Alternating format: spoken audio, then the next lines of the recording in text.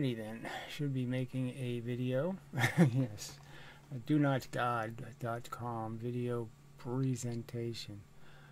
Anyway, so it's a mystic video, but it's just a re-emphasizing the major problem, which is smart people aren't very smart. Okay, some reason, okay, having a bountiful pool of information doesn't guarantee that people are able to put the information together in any kind of reasonable way. And the mystic is just a pinnacle, perfect example of knowledge going sideways. Just ruinous, pointless. No point in being well educated or informed if you can't add 2 plus 2 in terms of being able to do logic, and you can't do any logic. So I figure it's got to be a pretty good way to demonstrate the problem, and the solution is elusive. What do? You know, when you can't even communicate reasonably with intelligent people about things that really can't be debated, you know, and but they need to or must debate them because their underlying lifestyle, let's call it, demands it. You know, they can't change their point of view because it basically, you know, ruins their dog-like life of knowing where their food dish is and where the cat box is, and you know, everything. They can't tolerate any disorder to the routine of their function by this oppressive truth, okay, that blows an ill wind, you know, kind of a thing. So, you know, do I need any more prefacing? We'll just see if things are working correctly, I guess. Yeah, see what the chat says is their audio and such. I guess I'll do the little pop-out thing, so makes my life easier, I believe. Oh, they have some dark theme. How exciting. Let's see, I'm about to lay down, shut my eyes, but I'll be listening. Yes, okay, fine. But anyway, yeah. So the mystic is, in this video, he is doing exactly what I know him to be, which is a silly religious kook, okay? And he's just been spending years pretending he's above being a silly religious kook, when no, he's just a silly religious kook. You know, he just... you know, again, everything's added up as he's got some locked-in understanding. He doesn't believe there is any such thing as understanding, but he's completely driven by these key points. And he has a key point somewhere that says there's some wisdom to be gleaned from thousands of year-old morons who didn't know what a paramecium was. That somehow they understood life better than we do. Yeah, yeah, it's that ridiculous. You know, without any of their knowledge of the mechanics of the science or the physics and all of that, somehow they had some brilliant perspective, when we know the only thing that kept the world running was religious crap. I mean, just look at the devotion religion manifest in, you know, all the money wasted on these cathedrals, and just think about, you know, spending 100 years to build these silly cathedrals, these monuments to preposterous waste, you know, why people are dying in droves of the plague and dying in droves from poverty and, you know, all kinds of other blight. And somehow these ignorant poor people were dumb enough to give these institutions all of this fucking money to waste on these silly totem poles. I mean, disgusting. So then he, you know, chooses the religion that's supposed to be not a religion, okay, but it clearly is a religion, okay, Buddhism, this silly Buddhism mush about how, well, it acknowledges the existence of suffering. But it doesn't acknowledge it. It mocks it. It laughs at it. It pokes, you know, fun sticks at it. It doesn't do anything. It doesn't acknowledge the existence of this concept of torture and and wasted suffering. No, not at all. You know, it pretends that somehow it's all a manifestation of doing your life wrong, that you only suffer if you're not playing life correctly. You know, if you're not glib and insensitive, and it doesn't matter how many of your kids die, and it doesn't matter, no, you just don't get gloomy. You know, don't be a gloomy Gus. You know, it's all you who creates any kind of suffering, when you know it's microbes that cause suffering. It's all kinds of other things that cause suffering, you dumb fuck. I'm not whining about being depressed or bored. That's not my complaint, motherfucker. My complaint is that periodically I am exposed to some sort of insidious, you know, manifestation of ill health that is most unpleasant. And I know I have the worst is yet to come. The fucking horror that's going to destroy me entirely. It's going to put me out like a fucking cigarette butt. Slowly grind me and torture me until I breathe my last little croaky breath. That suffering is the suffering that bugs the fuck out of me, asshole. God damn, these people are so fucking stupid and glib. And what is Buddhism's fucking retarded answer? Well, let's all talk to the imaginary death, you know, and have a conversation about what it is to have character and being able to resist having hookers. Oh yes, I will not rape the children. You know, if death challenges me, here's a little girl to rape. Will you rape her? You know, oh no, I can resist. Thank you. I can figure out that that's wrong. So if I survive these stupid tests, he'll give me the key, the golden key to salvation, the karma, you know, the I don't even know what to call it. It's you know, the magic token of the brilliant idea. Jump in a fucking fire, and then you don't have to come back as a cow. I mean, fuck you. That's an answer? This explains the universe to this fucking moron? This is an answer to him? I'm going to believe a story told where some moron talks to a dead guy about being dead, well, about being alive. So he's talking to death about what it is to be alive, you know, which is really brilliant. You know, but the very idea of saying, oh, this isn't a religion. Oh, yeah, it is. Okay, you get this special knowledge from the special spiritual thing, okay, that is completely, you will admit, made up. It's just a story. You know, it's just a fucking goddamn metaphor for something. And the great solution is jump in a goddamn fire. You know, that's the great solution. And they even try to do it retroactively. They die of fucking goddamn plague, and then they burn the body like somehow that counts. Well, it's almost like he jumped. I mean, we could throw him in the air and have him land in the fire, and it's like he actually jumped then. You know. I mean, what the fuck? It's so goddamn stupid. And he's going to defend that rubbish, that nonsense, that trivial, silly story as some sort of, well, this is the way to play life. Is this silly, a nonsensical narrative? This is the way you model your life and live the model human existence, is to be some moronic drone, you know, breaking rocks into smaller rocks all day. Fuck you. And so anyway, so he calls people who don't have this enlightenment to poor stupid people who haven't figured out that, you know, the nonsense, some silly story made up by some silly people a couple of thousand years ago has somehow the map to the truth, when of course it's a map nowhere. Okay, well, that's enough of a preface. So let's play this and see if it's tolerable volume. Ginger lady is saying, that's too low for me. There is no understanding. That's Too more high mine. for There is. you.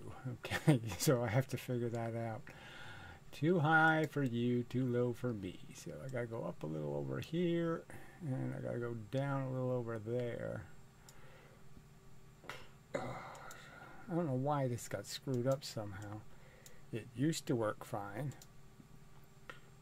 I mean, every video this sounds a little different, so it's a bit of a hassle.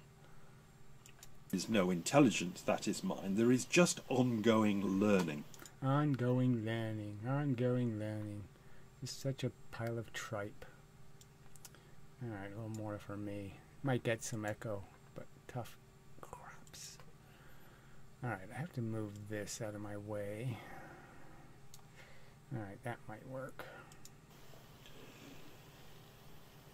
Ongoing learning has different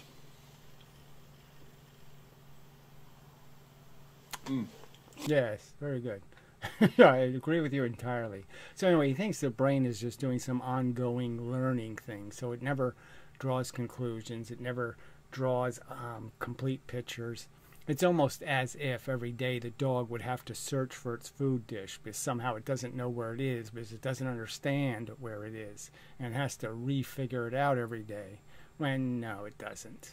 And we don't either. We learn 2 + 2 = 4, and we can't unlearn it, we can't change it, we can't do anything to it. We learn the idea of 2ness plus 2ness equals 4ness, and it's understood. I don't have the vocabulary to go for another word besides manifestations. They work out differently in the world. Let's just make it simple so you can latch onto a person, because that's what bad learning people do, and most of you will be bad learners. You're stupid. And then he's going to go on to basically just point out that he is the personification of what makes humans dumb. Is belief in absolute wooey shit. Good. I mean, we're machines built by evolution. He knows this. He knows there was 1 billion years. He knows this, every little tiny piece of us is a whole complex, insanely complex mechanism. Again, this is something he can understand, is the fact that it's, 10 to the, 25th. In terms of the number of zeros of how much stuff is in this one little tiny piece, and in this little piece, and in this little piece. And that these are very, very sophisticated and complicated machines, okay, but they're made by a very ignorant and stupid mechanism. It's just natural selection, okay? It's not smart selection, it's not for the good of mankind selection, it's not any of that, and it's just made tool-enabled monsters. We have, instead of spitting acid, okay, at our enemies, we use scheming, okay, to trip them up and throw banana peels in their way. That's the difference. So we have a calculating, scheming mind, and the simple truth is we can use that device to actually do reasoning and logic based on what we observe to be the nature of existence. And the nature of existence is just this silly mechanism of desire and partial gratification, and that's it. Learners learn for the sake of learning. All right, so this is the big lie. So this is an asshole who has learned everything for a reason, okay? He has never learned anything for the sake of learning. You can see it in the seeds he chooses for his tomatoes. You can see that how he learns how to tie them, and he learns how to build this, and he learns how to do that, and he learns it for his utility. And so he's just so full of shit to pretend that he has spent his life just saying, oh, I'm an open book and I'm willing to learn anything. No, he's willing to learn what he has contrived as this, what is dignified to learn. So he'll learn chess, okay, or he'll learn this, but he'll learn nothing about football, American football, or some other bullshit, right? It's only what he, finds utility in knowing that is the proper thing to know, and some kind of bullshit like that. But it's just such a lie that he learned anything in his existence, for the sake of it. Fuck, he did. And go through life learning more about learning in it. So again, more just babble. Okay, now it's really good if you can learn early in life how powerful it is to understand how systems work. And, in every part of your life, it makes a lot of sense for you to be a little bit of a doctor and a little bit of a lawyer and a little bit of a mechanic and a little bit of a roofer and a little bit of everything. So the more you know, it can only be useful in all of your human interactions. It's, it really helps. Your car's the battery goes dead and you know how to jump start it. You know how, well, I can push it down a hill. I can do this. I can do. Knowing all that crap, okay, is insanely useful in terms of making your life less stressful. So knowledge is a stress killer if it's knowledge about how to do something. But when it's knowledge of how you're trapped in delusions of function, and how you're somehow, insanely vulnerable to this fact that you will be killed at any moment, the murderer will show up and kill you, knowledge of all that sucks, okay? But knowledge of how to manipulate the world and the environment, that's all big. That's that's power in the world. It's stated, learning for the sake of learning. I have consistently been spotting you in your YouTube comments on whether you are learning for the sake of learning. So again, why would you see that in YouTube comments? So again, even that's ridiculous. So he thinks of himself as some teacher of nothing, frankly. I mean, we've already heard the guru spiel. Do we need another guru on earth? Or somebody else trying to sell some kind of simplistic whitewash of reality? I mean, and that's all he's selling is a whitewash of reality. He's saying he's just trying to dumb everybody down while he says build your education up. What sense does this even make? Why talk about learning when learning, if you do it honestly, is going to grant you the unpleasantness of understanding that this is an insidious Venus flytrap and we're the flies?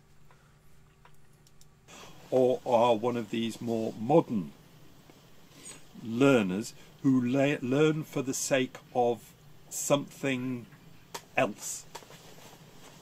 That something else sometimes is self-glorification, often is self-glorification, but it is for something. So again, he's saying that there's nothing ever drove him to read a book or pay attention to something other than some bullshit wheel running in his brain that said maybe this will be useful or maybe there'll be something in this. You've heard about it and now you're interested. It is a perfect manifestation of modern capitalism. It is grabbing. Versus old-fashioned capitalism. What capitalism was ever anything else but grabbing? All right, and what does that have to do with anything? So again, just, to make this a metaphor that people are just grasping, okay, when obviously capitalism is highly sophisticated in a lot of cases, where they are using their knowledge of the system to manipulate the people in the system. The whole sin of interest and, compound interest and figuring out ways to, make people pay 5 times as much for something and all that kind of crap. Those are all the schemes of the learners. So it's not something the crass and ignorant are playing that game. It is, let's go for that because it really does help us here. How so? I was going to go for the Siddhartha Gautama Buddha on this side, but let's go for it on this side. Right, so this Buddha bullshit. So why is this part of the subject for a modern human being?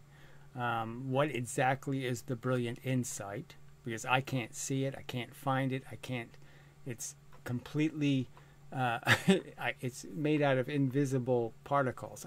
There's nothing I can see. All right, when you hold this thing up to me, what am I supposed to see in this crystal ball of Buddhism except a complete retarded contradictory statement. Life is suffering, which is another way of saying life sucks. Don't do a damn thing about it. Just pretend it doesn't and laugh a lot if you can. Just fake it. Just fake your way through existence, pretending that it's all a big fat joke. When, of course, this isn't a joke. It isn't a TV show. They aren't actors. Okay? The drama and the horror actually happens to real people and real animals.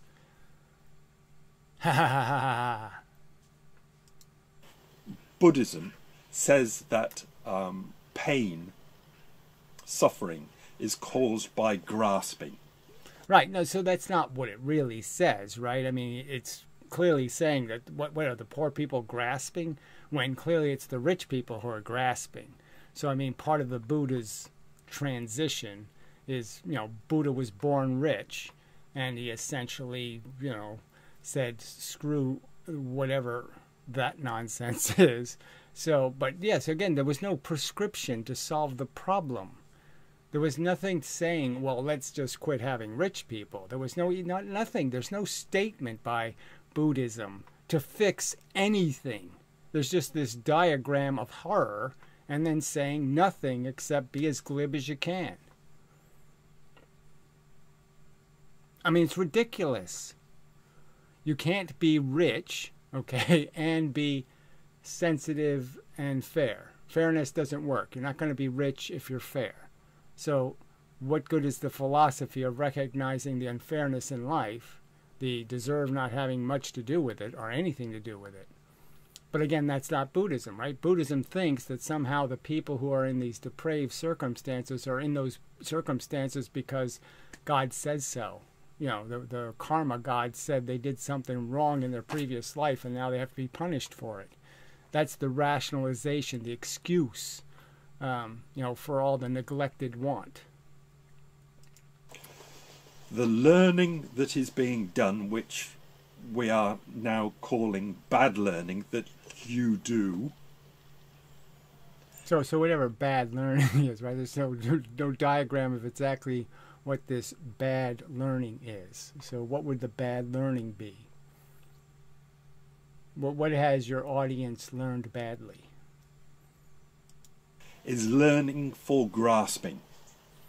It's okay. So again, he has everything he does. He researches. So every single thing he does, he researches it before he does it.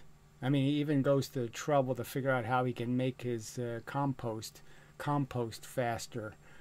By taking advantage of the, anaerobic versus anaerobic parasites and whatnot. It's ridiculous for him to talk about this idea of grasping when his whole life is grasping at this shaped beard and all this bullshit. Learning how to grasp and how to hold on to things and how to get more things. And it so more horseshit, right? I mean, as I've stated, frankly, if I can get immunity to all the negatives, I don't need anything. What do I need? I'm already living on a bowl of rice. I mean, I already know how to control my impulse to want fancier and better tasting food, so that doesn't drive me too hard. And frankly, if you can't have the pretty woman, well then hell, I won't have any woman at all. That's okay too. So I can make all of these, I can let go of any of this ambition bullshit that I need a Lamborghini in the driveway, because I already know if I have a Lamborghini in the driveway, it's just going to irritate me. Because it's going to get dirt on it or something else. And just, it's going to be loud and obnoxious too, which, I don't have any interest in. So I'll get an electric Lamborghini. Yeah, they probably make one. Yeah, they probably do now. This planet has gotten so fucking ridiculous. But anyway, so this whole grasping thing, I'm grasping for immunity from horror and torment and torture. I'm not grasping for profit. I'm grasping not to be a loser, not to be a winner. leads to pain and suffering. So a big pile of crap. So if this is what Buddhism means by pain and suffering, you know, oh, moe me, I got a hole in my shirt. Oh, my life is so tragic. Oh, you know, all this emotional crapola. Oh, I'm lonely. Oh, I'm, you know, all this shit that doesn't really have anything to do with the real threats to you. Okay, the stuff that's really threatening you. You know, so it's a trivial statement then. If that's what Buddhism means by suffering, then it misses the whole damn point. But I really don't think that's what it means by suffering, because frankly, as I recall the Buddha story, Buddha was recognizing the pustules on the people and their scourges of ill health and all of that. So it's not just about some sort of, what were they grasping for when they just wanted not to have cholera, for fuck's sake? I don't think they were being too greedy or self-motivated or any of that crap to wish not to die of cholera. And extremely bad entertainment. The Gautama Buddha, learning for the sake of learning. So where is this? Where's this example of learning for the sake of learning? When all of this basically comes down to just learn how to knit rugs and don't do anything else. Don't advance yourself. Again, Gandhi didn't even educate his own kids. So you know better? Well, that's more Hindu, I guess. Let life flow. All right, so this bullshit, circle of life. So he's just basically turned into a cartoon now. This is that little whatever, the Lion King. Okay, why don't we just sing a lovely little song and pretend it makes perfectly good sense that all the animals would come to your coronation as king because you're going to slaughter their children. Yeah, that all makes perfectly good sense. No, it's a wonderful circle of death, okay, of mayhem and death. There's no life living part here. There's nothing to celebrate because everywhere you look, there is trouble ready to happen. Right now, it's happening. I mean, right here. Look, you know, I saw a feral cat today in the yard. It was just like, oh shit, no. Especially if kittens. Oh God, I'm scared to fucking death that I have to even view another kitten that I know is doomed to death. You know. Fuck this. Fuck you for defending this horseshit with this nonsense that we should just all play along like it's not a fucking goddamn freak show of iron blades ripping fucking things to pieces. It's a combine. It's this vicious mechanism of perpetual death.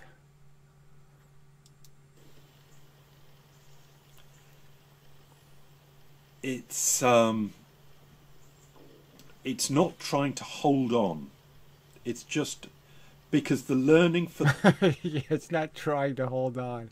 So every single piece of our construction is built to hold on. So he's rationalizing. You know, in other videos he talks about, well, that's perfectly natural. It's what the brain does. Well, it's obvious it's what the brain does. I mean, it's obvious that we try to keep what we have, just like any other animal tries to keep its nest or keep this or keep that territory. I mean, that's just as natural as you can get.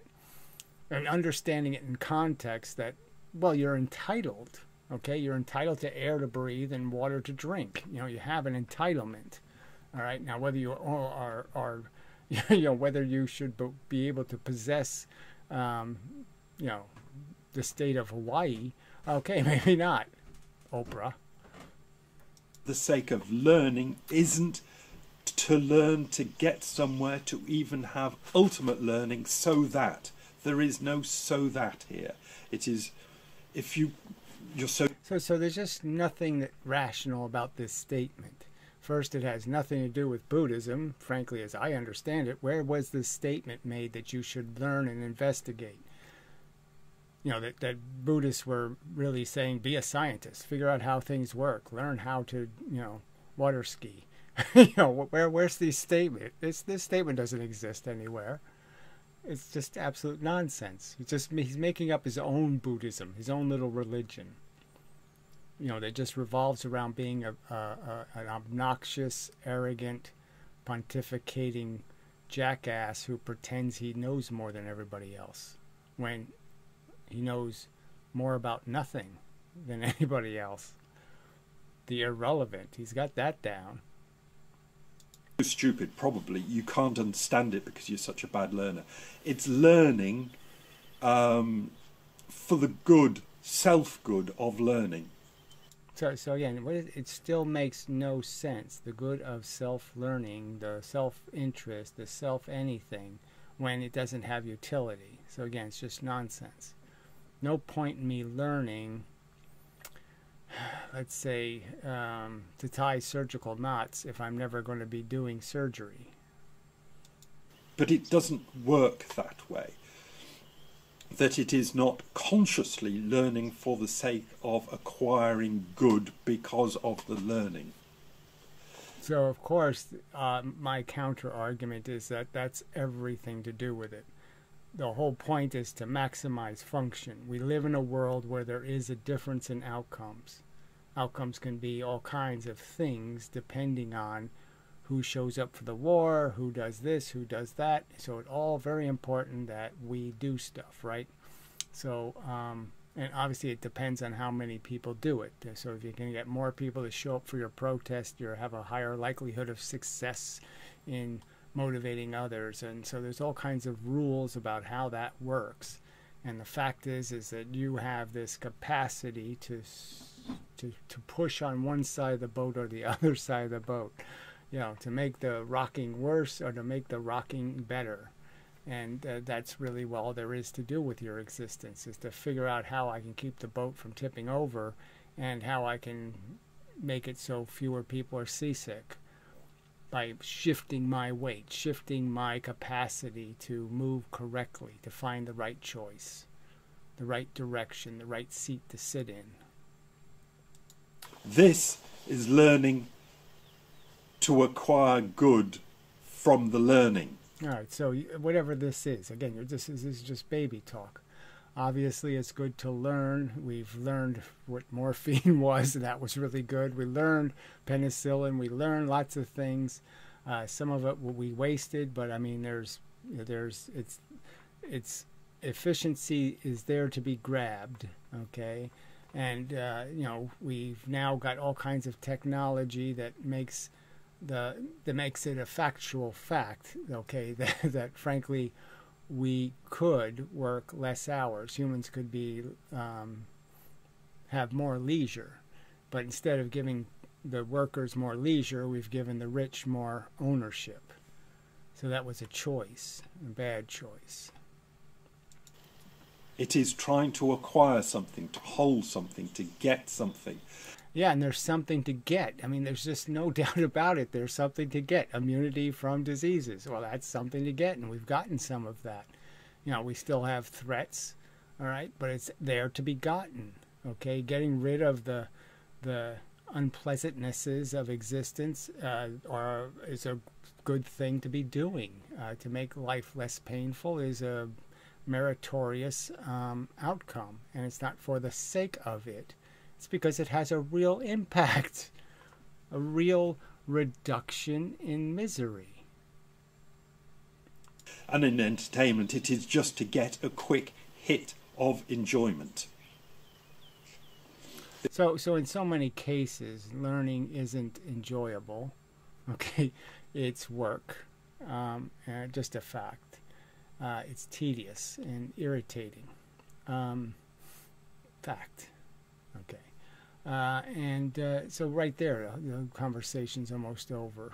You know, people who have leisure don't spend their leisure saying, what can I learn?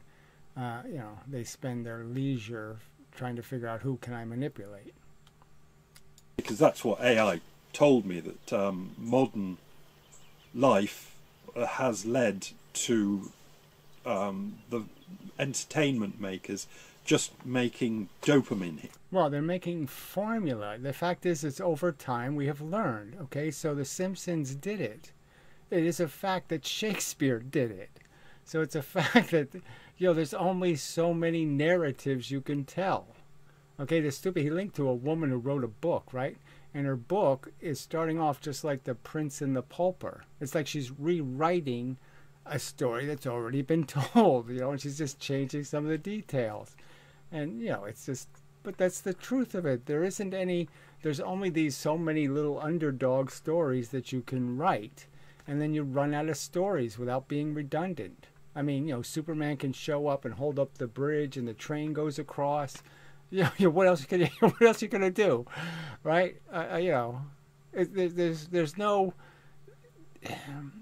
There's only so many narratives, and so it's all just a formula. It's all just to jerk tears, and so that's all it's become. And it worked for decades. For decades, they got away with making the same shit over and over and over again. And as soon as people get a little bit older now, you can fool some of the people some of the time, but yes, some of the people are just too, okay, I've seen this story already. Dopamine hits. And apparently, financially, I'm a bit dubious, but it doesn't matter. As long as the customer gets their dopamine hit, so it's more bullshit about customers and all. And we know that titles sell, covers sell, controversy sells, so it doesn't necessarily have a goddamn thing to do with any content. It just has to do with the name on the book. Good enough. That's what capitalism is. It's the dopamine hit. And right, so even that's just a silly thing, talking about writing. I mean, somebody could bring up Stephen King. Now, is he all formula? Well, what he is prolific, so you got to give him credit. But he does create characters that are not simple characters, and So I'm just saying. So you're going to say that's garbage? What's your argument? I mean, it's obviously formulaic, but is it cheap entertainment, or is there something to it in terms of saying something about being alive and human? Now, I don't go for all the thriller, what do you call that, horror aspects, but the psychological ones are quite interesting. Just get octopus tentacled by the capitalism of the dopamine hit because you're fucking stupid. So again, what does that mean? So what book would you recommend, or what movie would you recommend? I mean, do the classics all hold up that well? I don't know if they really do. But I'm a person who tends to go for classics. But again, how can you keep making? You can't redo these stories over and over again. Once somebody's seen a couple hundred movies, they've seen all the stories, and there's not too many more stories you can tell that are going to be really thought-provoking or all that interesting, because they've already heard all the possible narratives. Because you never learned, you were never taught to think properly. Ginger Lady. Oh, just disgusting. But anyway, look, literacy is nice and important and all that kind of crap, but I really don't think you need to know how to conjugate your verbs or something to express yourself or to explain, okay, what you see, all right, what you understand to be a truth. And the fact is, all the facts point to a certain truth here, that it's just a bug planet. We're smart enough not to be bugs, and so we're smart enough not to defend a bug planet. Gary Entropy on a good day. Axion. We think properly. We learn for the sake of pure learning. So again, just absolute bullshit. Just demonstrate that somewhere. Where did you do that somewhere? Where did you read the book on fingernail manicuring? Do you have a great deal of knowledge on how to manicure a fingernail for the sake of it?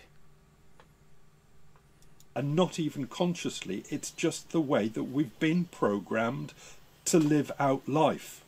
because we were programmed, educated. Right. This is just nonsense. You're either curious or you're not. I mean, that's a big one, right? I mean, you know, in terms of this pursuing understanding. I mean, I was curious. I wanted better answers. So I picked at the world and attempted to learn, all right? And I chose not to learn, you know, how to read the Bible backwards. You know, I chose my sources, my investigations, you know, based on some kind of hope that there would be something to understanding the mechanical system. And frankly, I have to admit, you know, my learning was highly suspended and distracted by the fact that, you know, I wanted to get laid and I wanted to do these other things. You know, because I was an ignorant kid. You know, somebody didn't inform me of how much you have to step past your impulses, how important it was to just recognize that these little short-term bullshits are just going to be that, short-term bullshits, and they really have to grind that home somehow to kids, that all the crap you think's important really isn't important. To learn, to just go on learning. And it wasn't, just to point things out, I was a very, very bad student at school. I got 2 O-levels, I was very bad at school, and I didn't like being at school, but it got to me in the end that So again, it got to me in the end. I don't think it did. And I think it did something similar to what I did, is that, you know, you learned how to do the basic function of how to find information. You learned what a library was, and then you said, okay, well, maybe I'll get a few books from the library on these subjects that I'm interested in. So I got a bunch of psychology books and, you know, read all the crap about self-actualization and how they define, you know, some sort of living the good life, and recognized that it was all made up by some asshole with an attitude. You know, how they perceive what is a proportional response. They will tell you how you're supposed to react if you watch your kid get run over in the street. And you're saying, you know, what the fuck? Yeah, I'm supposed to just put it into perspective. Oh, fuck you. it just worked out that I am just this type of person. You... So whatever that even means, you're a type of person making YouTube videos, making obnoxious, arrogant statements about the state of intelligence on planet Earth, and essentially arguing that somehow, okay, people who take life seriously and want to live intelligently are doing it wrong, because what they really should be is glib and ignorant and just pounding rocks all day. Are this type of... Find some menial, moronic thing to do with your existence. person. Like, I can guarantee it, because most everybody nowadays is this type of person. 100 years ago I was... Alright, so everybody nowadays is, you know, so lost in all the noise, you know, that, yeah, they're not receiving anything. They have no focus at all. And science isn't helping any, because science is basically saying everything's wishy and washy. And so everybody's existence is all based on that mush kind of background of noise. So it's noise on noise. I don't know how to basically describe it, but they can't grok anything. It's just everything's moving too much. Everything's too noisy. I was explaining yesterday, most people were this type of person. And going back to the Buddhism thing, you accept life for what it is. Oh, there you go. Okay, so why would I do that? Why, is an intelligent creature on this planet of blood and mayhem, why would I accept it? Why? Why the fuck would I accept playing some role of impregnating a female and creating a new monster to go stomping through the blood and horror and mess? What the fuck are you talking about? Why in any way would I accept when everything about it is unacceptable? being stalked by the murderer. From the day you're born, you're stalked. Oh, fuck you. It's just ridiculous, an argument that somehow I should just go with whatever this flow is of just, again, it's a funnel, all right, and a grinder. Why should I go with that flow? It's not a constant battle to learn how to get something from life, to hold on to something. Right, so we're not trying to hold on to anything but what we have. In most cases, that's all people are doing. I'm just clinging to, not being too old and rotten. That's it. That's all you're just trying to almost be a healthy apple. But that's it. You don't want to lose what you have. And this asshole is talking about how we're too gluttonous and greedy. No, I don't. I'm not asking for much. And again, I'm certainly asking for people to acknowledge the fact that this is a state of being that isn't a free lunch, and they really have no business sliding people into that funnel of this kind of putrid, pointless existence of climb the mountain so you can fall down the rocky other side. Why bother? It's just, I can't believe he's just, acceptance. That's the blight of ignorance, is acceptance. Ugh, gross. From life, how to battle with life. We do not battle with life, we just learn what life is. Right, and you learn what life is. And again, so what am I supposed to learn looking at life? But see it as a bug planet where the bugs are all pointlessly playing some kind of musical chair game. All right, there's not enough chairs. Every round, some portion of them, some percentage has to be horribly disposed of.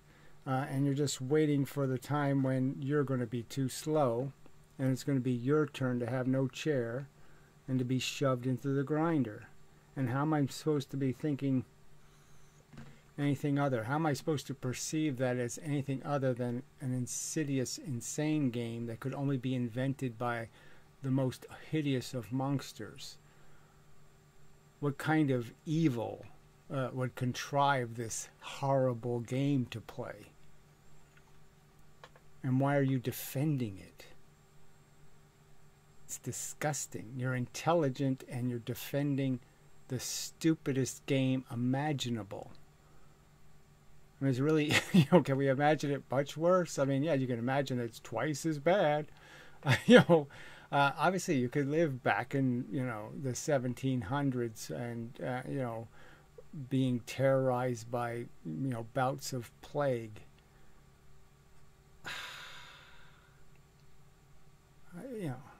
You're just like, you just marvel that somebody could contrive any reason at all to ever make that movie. And it's not consciously so we can go along with it. It just so happens that you learn and you just roll on with life. And you just understand it. So again, people don't do that, right? I mean, there's so many cases and people end up despondent and drunks and all kinds of things because they can't play. They can't accept it. They can't roll with it because it's ludicrous. Life is ludicrous. Nobody but an idiot could see purpose in it. You will then roll off life. And that's just life, rolling. Oh, whatever that mush is. I mean, it's just such baby talk, frankly. You expect it from Jerry Falwell or something. There's just no intelligence to this conversation. When he starts talking about the meaning of life, it's like he has no intelligent context, and he's just, again, he might as well, he might as well be writing the Lion King, some stoic nonsense about getting along with insanity.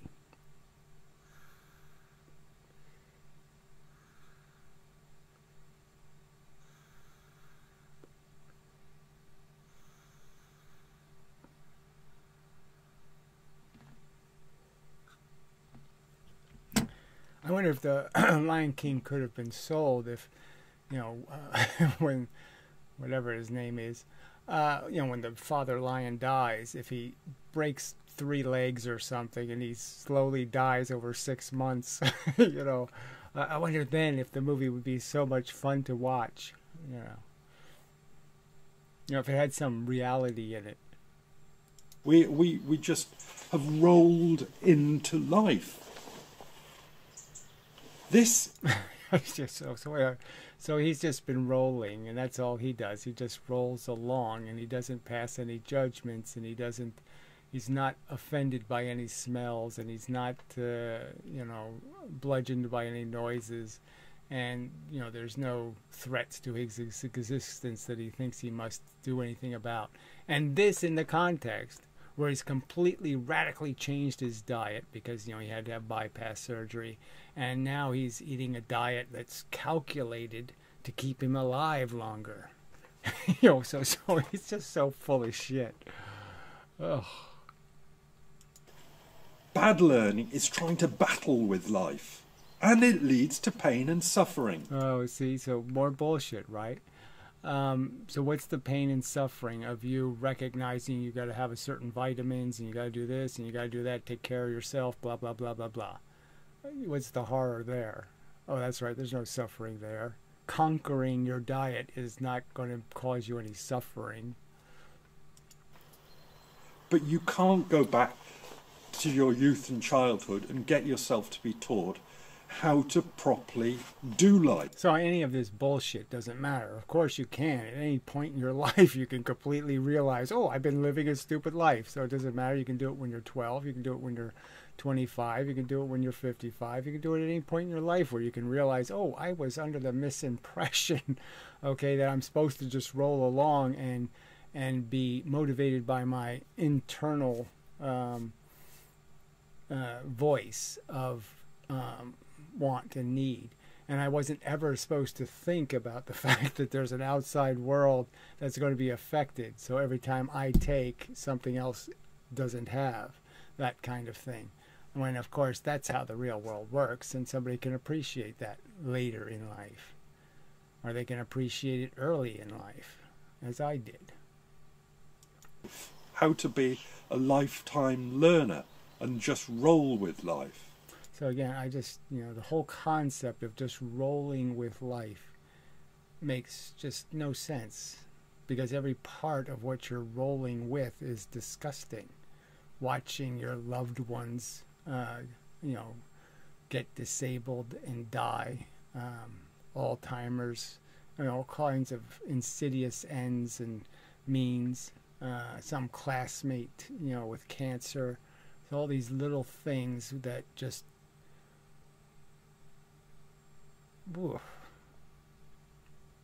they're insufferable. You do not roll with them. They have to cause a pause and a statement of, what the fuck am I doing here? I didn't sign up to play this horrible game. You're fucked, basically. So you're fucked, basically. So that's the statement. So that's Buddhism all over again. You're not fucked, especially in the sense that you can wear a condom. So you're completely free now not to be fucked, not to be a fucker, okay, not to make the next generation of players. As are people, well,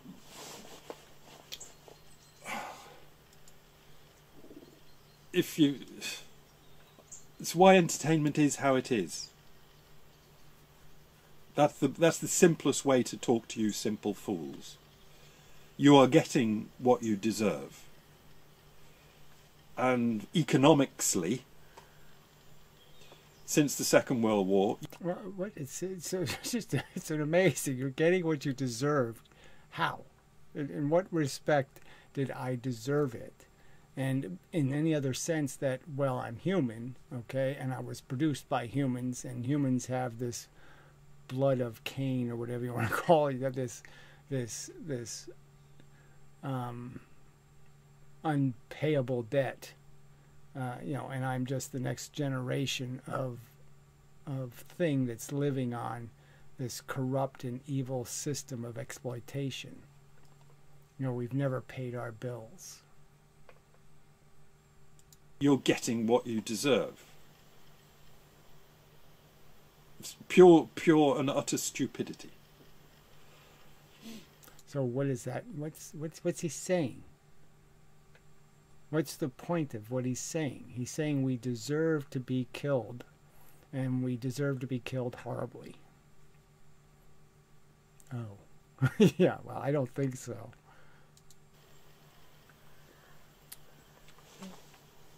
And it's going to cause more pain and suffering. It doesn't, this fighting with life does not alleviate the pain and suffering. Yes, it does. That's the whole point. Penicillin does. Fighting with the diseases, fighting with the blight, fighting what causes the outcome.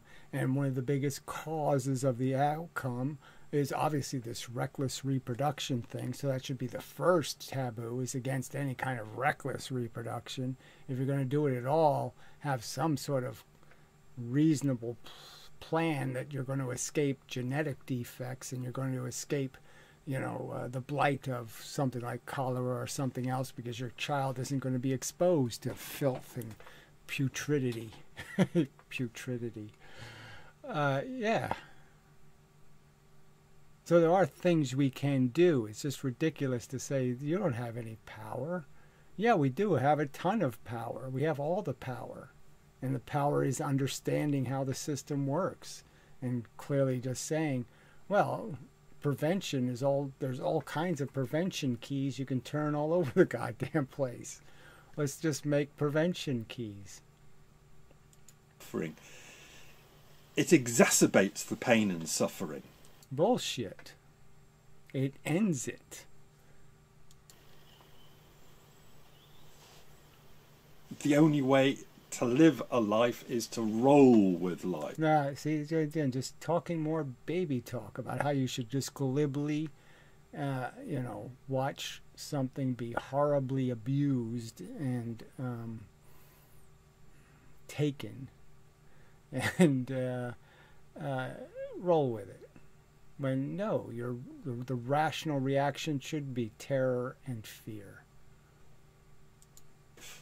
But the only way to roll with life is that you've got to be taught to roll with life. Oh, no, bullshit. The ignorant roll. The smart don't roll. That's what the facts indicate. That the more enlightened the person is, the more hard it gets to make excuses. I mean, I'm reading a little bit of Dickens right now. And it's all over his writing, is a man of some maturity, recognizing that it's just way too sloppy. You've got to be taught to be a ginger lady. Oh, fuck you. And you can't go back and do it. So it's just again, the ginger lady is this woman obsessed with literature, and she's a writer, okay, and her own book is just formula shit. Retro do it. Brains just don't work that way. So whatever that means. So obviously the brain is a calculator. The simplest argument is you can calculate for this one organism's welfare, or you can calculate for the entire play of the game. So you can be a team player, all right, out for all sentient organisms, or you can be a selfish cunt, okay, wasting your time furthering the advantage of one tiny minuscule speck, in a ocean, of welfares to be worried for. So, I'll leave it there. Oh, should I put Yeah, I'll put the link to Ben below. But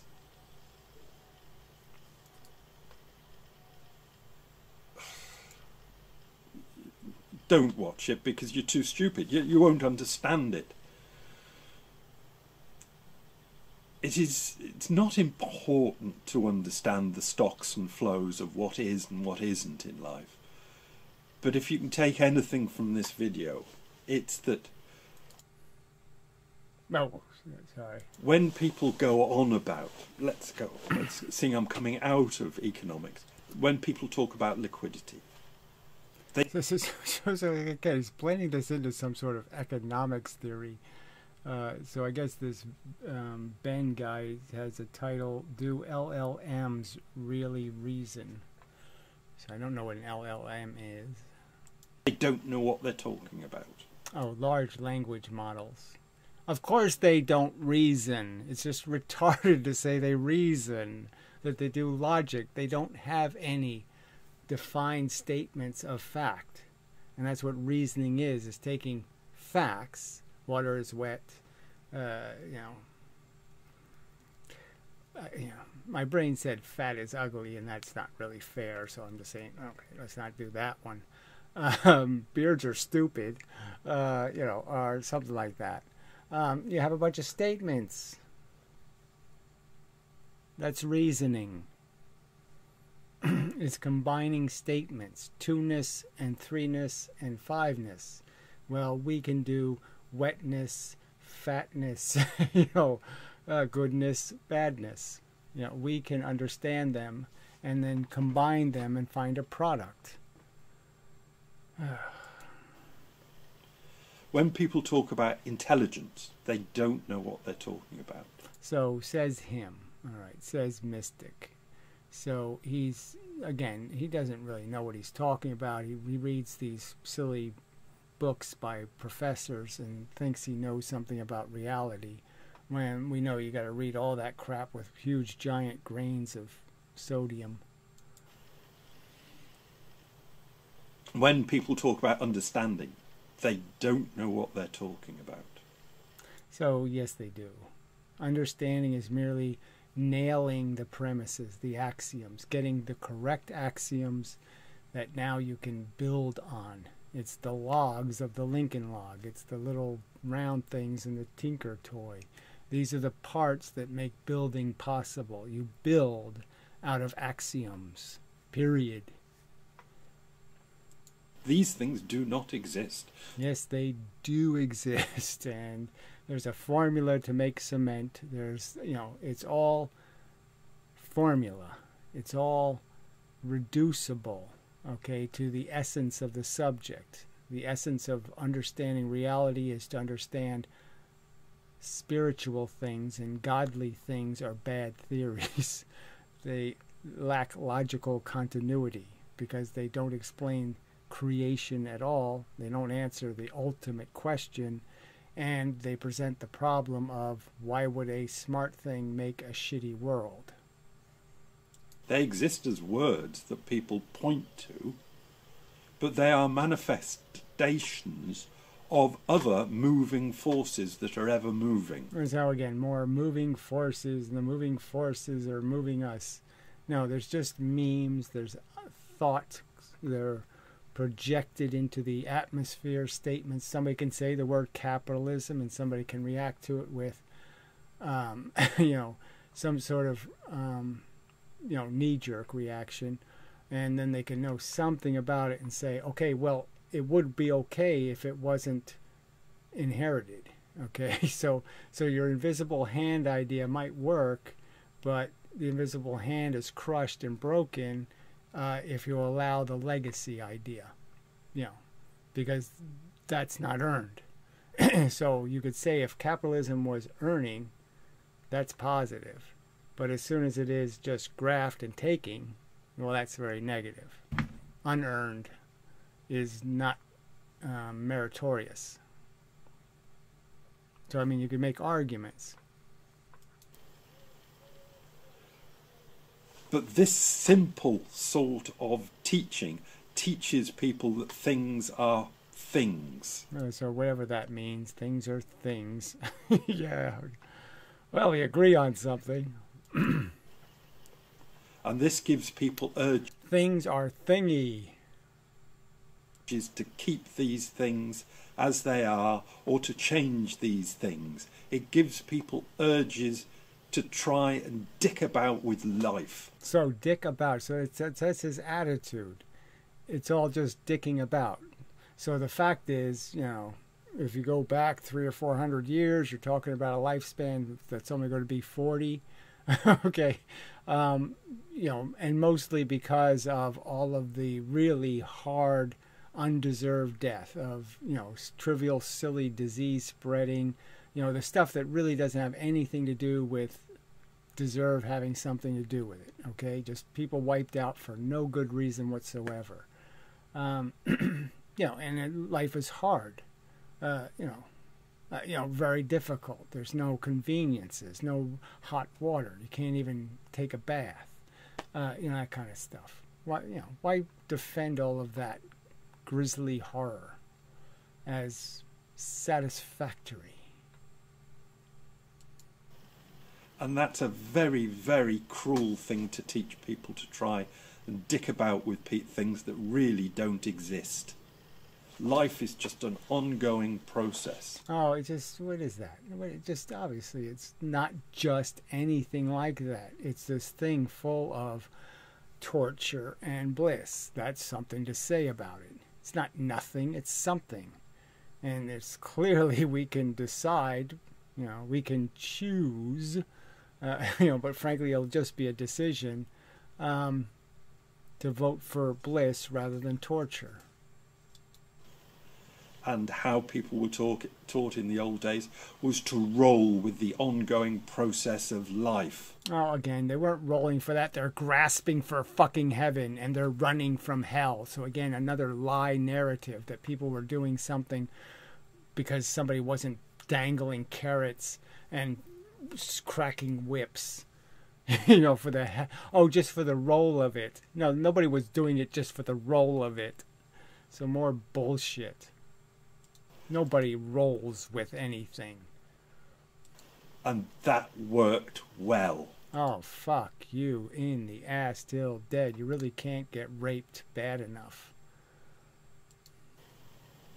This does not work well. It makes for stupid people. Oh, fuck you. You ignorant, disgusting, glib, narcissistic, motherfucking tool of evil. Ugh.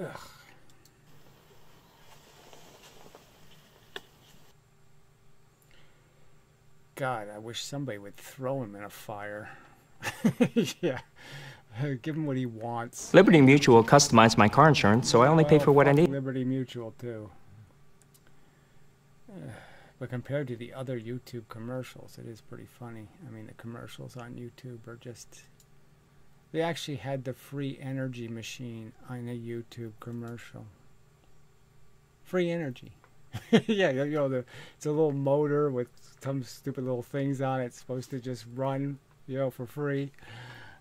They were actually selling free energy on YouTube. I mean, amazing just how they have no standards. Well, they must have some standards. They aren't actually selling 12-year-olds, but they're getting pretty fucking goddamn close.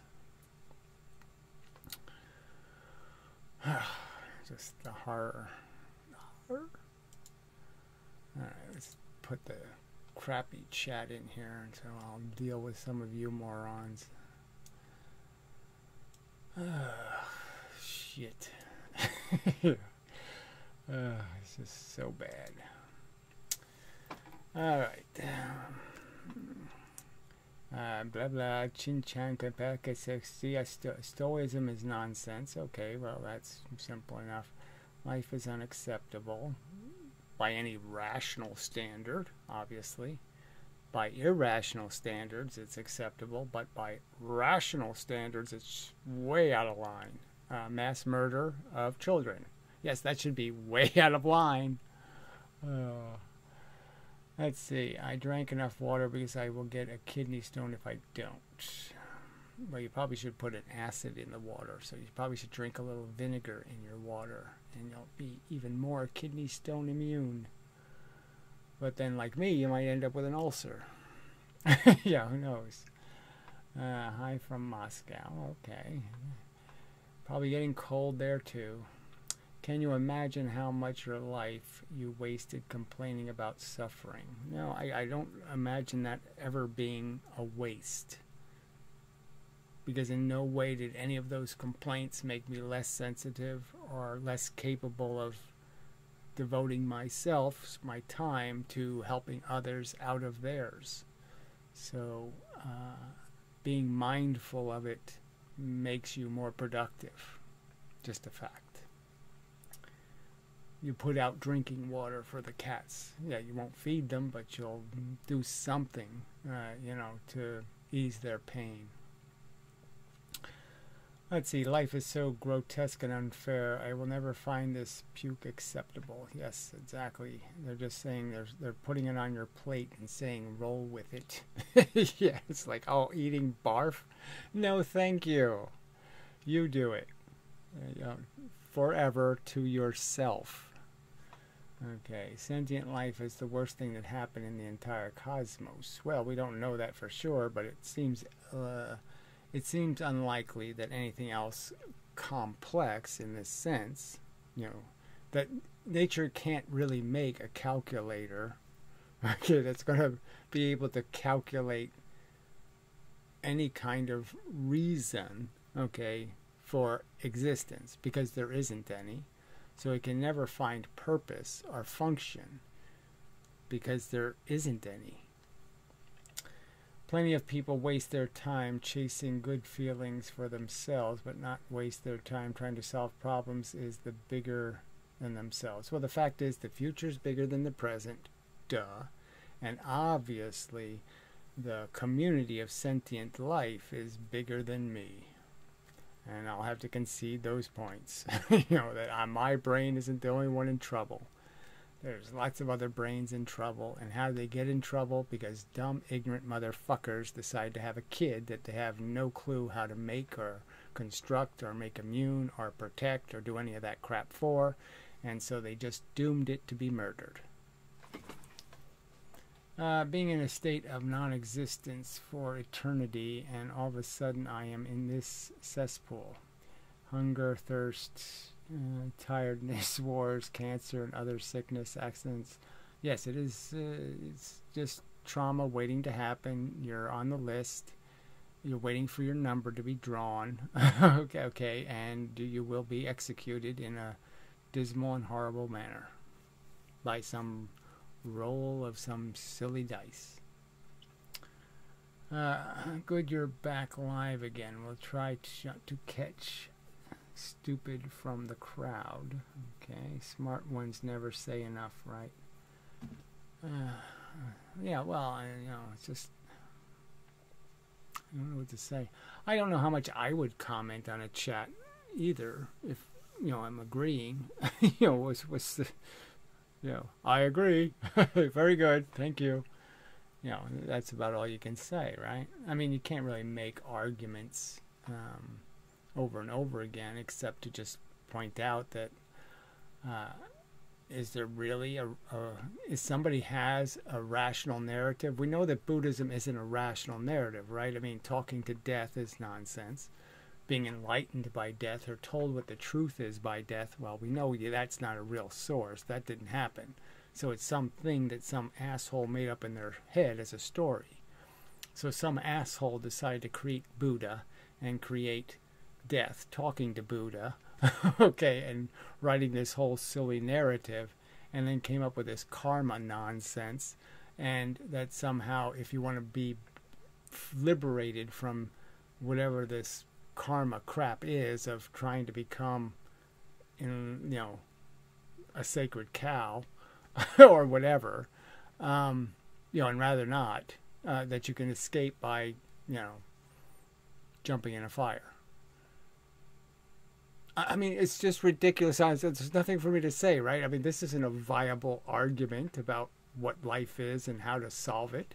how to solve the puzzle of existence. This isn't a solution to the puzzle. Rolling with it is not a, let's just roll on the pieces and they'll solve the puzzle. We'll just roll them into place. We'll just hammer them into place. No, that's not going to solve it either. Understanding, seeking to accurately describe our circumstance and say, okay, it's a Titanic, it's sinking, okay, what should we do? Well, let's find wood and make boats out of it because we don't have enough fucking boats. They couldn't even figure out how to put enough people in the boats, which is even funnier, right? I mean, fuck. Anyway, hey there, man. Do you know the channel? Oh, God. Gray Tag Show, of course. Jesus. Hey, man. Do you know how you really don't know shit about any of the 20-year history I have on YouTube? And so you probably shouldn't be calling there, hey there, man. You should be probably referencing me in some other way because you're not very familiar with me or who I am. So I don't know if you should be there, hey manning me. But whatever.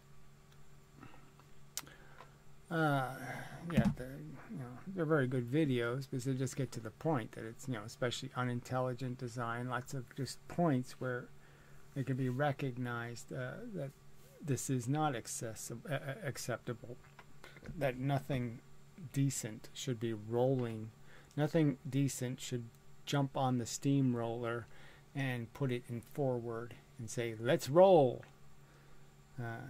Because every roll, every turn is going to be disastrous. There's going to be a murder. Every story is going to end in murder. Every single one.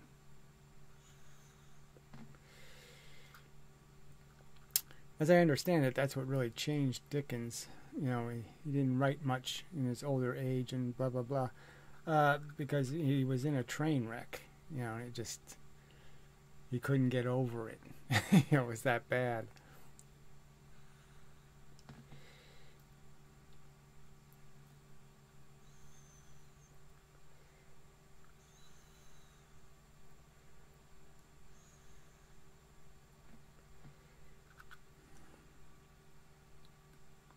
But it is, sadly it is. There's so much, everything's just formula. Pull at the strings.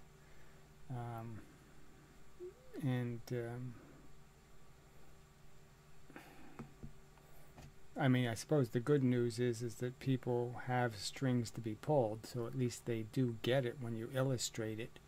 When you create some character in a movie and make it pathetic and vulnerable. Tiny Tim. Most people get it. It's just they can't keep it.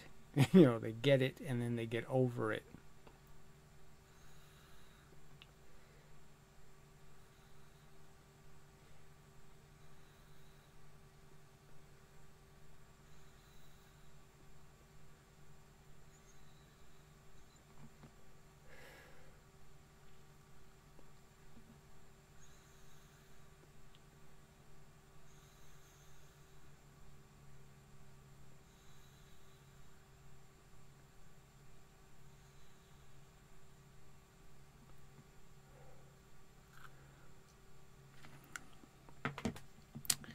There's just so many. Like I said, every story ends just badly, and it's just, even that alone, every hero gets torn down and ground into the dirt.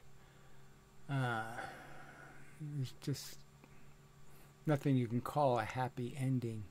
They just aren't there. Are you interested in giving your opinion on the latest pop culture drama with Hassan and his dog? I don't know who that is. A 1-year-old pup he allegedly forces to sit in a corner 8 hours a day. I don't know. I don't think anybody should mistreat a dog. So, yes, it sounds like mistreatment. So, so yeah, I think they should rape Hassan, and throw him in a pig pen.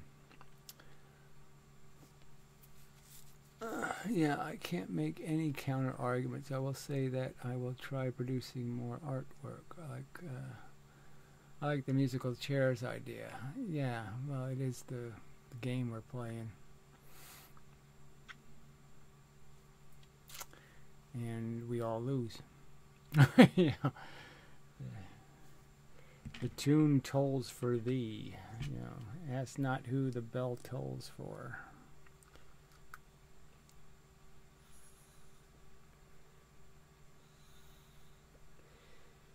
Yeah, well, like I said, I was sort of born with a bad attitude. I was not at all certain of things.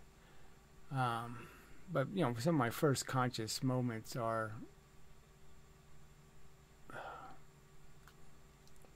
you know, I was happy to have a penis, let me put it that way. So I was...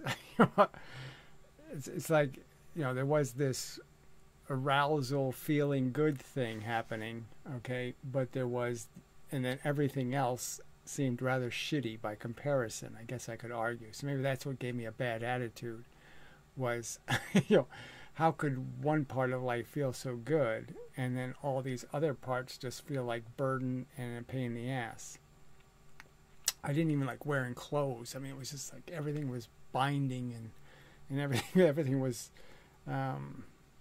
you know, nothing felt very natural except for, you know.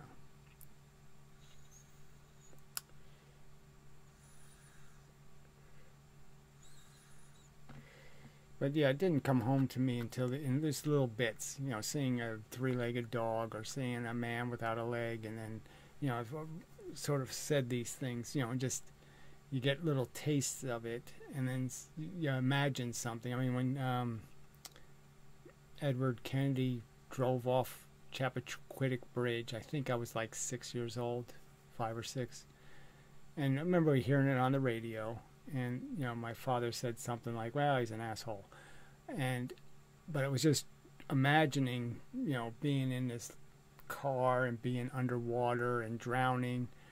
You know, it was just like a, you know, it was just, is that going to happen to me?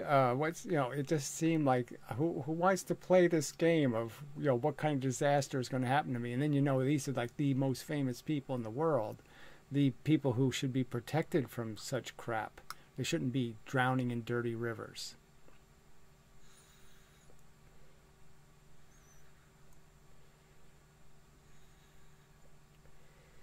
Yeah, I'd like to be in some other state. I mean, yeah, New Jersey's, I didn't choose it, obviously. But I'm not, you know, in my youth I could tolerate travel, but I can't tolerate it now. Well, I didn't tolerate it then. I mean, I got, you know, car sick. I just wasn't, you know, and we went everywhere. And so I guess it just got to be too much for me. And so it just totally spoiled me on travel. I liked getting to new places, but I didn't like getting there. But yeah, it's like every you know, there's so many places that are nice, but you'd say, I don't know if I'd want to live here forever. I love the desert, but yeah, I mean, every day, you know, I don't know if you'd take it every day.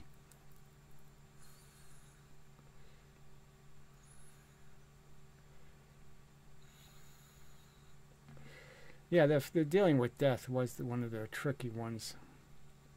As a first, you're introduced to this idea that, what do you mean?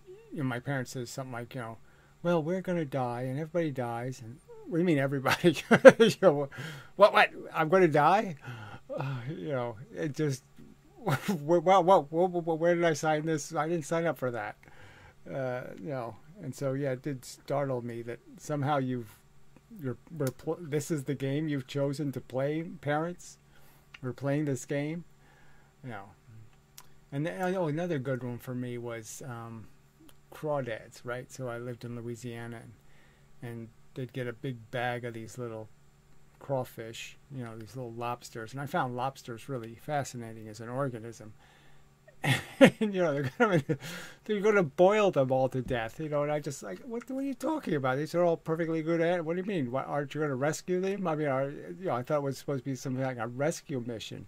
You're going to eat them? You know, what the fuck is that? That's crazy. You know, so just having to acknowledge that somehow this is a rational way to live. I'm going to take these little creatures that are busy doing stuff and their little antennas are moving and they're all alive, and I'm going to participate in their slaughter and death and destruction and consumption, and fuck you, I don't get it.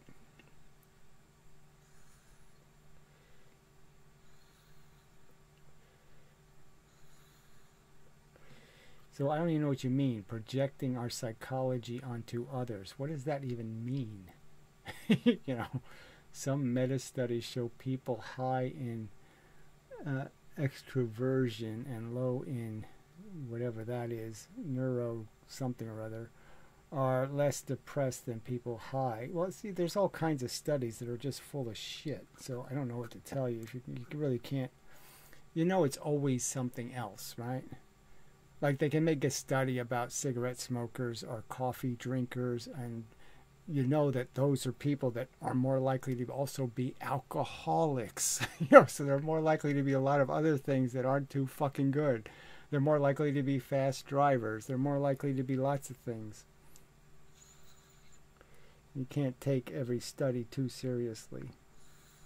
But who cares anyway? I mean, obviously we have a physiological biorhythm, a physiological condition. So I would argue that I probably do have some sort of trigger ability that always made me a little bit of a neurotic, a little bit of a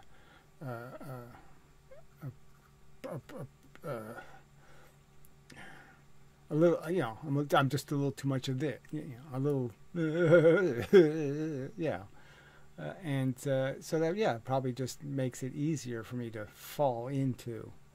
But I mean, you know, to play games with it all, like it's all some sort of, that biology makes you understand there's no God and life sucks, is just kind of silly. Biology doesn't do it.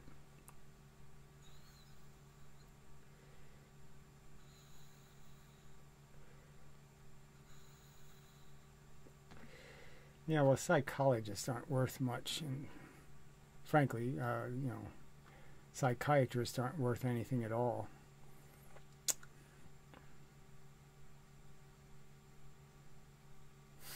Yeah, you can't, you know, look, you can't be ruined by facts. I'm just saying they're clearly not anything to be optimistic about. So there's nothing good about the story, and you do have to live your life, so you can't let yourself be totally disabled by it.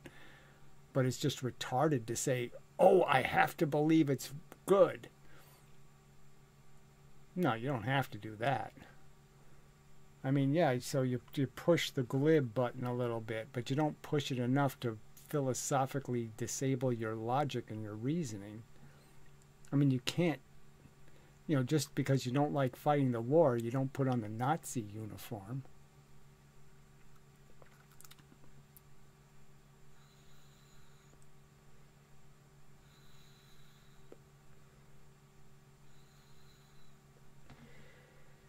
Let's see, I'm such a 180-degree polar opposite of my dad. He liked hunting, religion, drinking, bigotry. People really think they are creating mini-me out there. Yeah, yeah. I wouldn't say I'm an opposite of my father in the sense that I think we both were people who reasoned, and, you know, we could have conversations about subjects, and, you know, as long as we were talking about trees and grass, as long as we talked about things that weren't too serious. I mean, we didn't agree anything about you know, he was a Republican, I was clearly a Democrat, and we never agreed about anything political. But he wasn't, you know, he was just, you know, a capitalist is what he was. I mean, he didn't go for any of the religious crap, you know, that the right is mired in. But yeah, we didn't, I don't think he ever saw me as a nice projection of himself into the world. Like I was a good representative of him. So I don't think he, I think he wished for a different son, you know, unfortunately.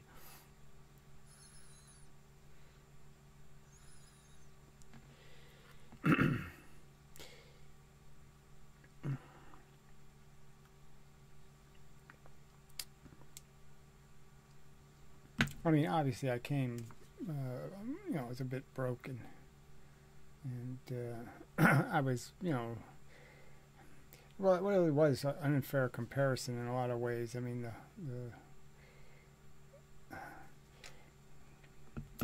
yeah, it's hard to explain. I mean, I did very poorly in school, but I was also always the youngest kid in the class, and I was a runt besides.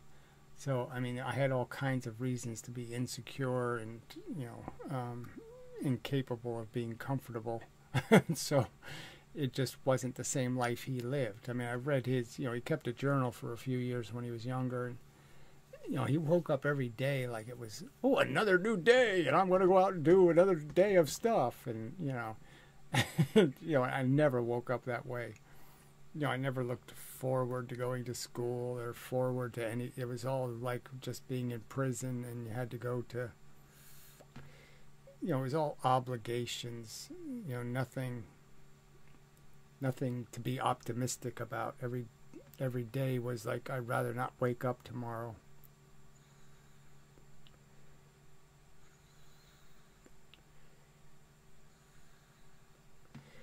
Well, religion's not going to be irrelevant until idiocracy is destroyed, and maybe AI will do that. I mean, who knows?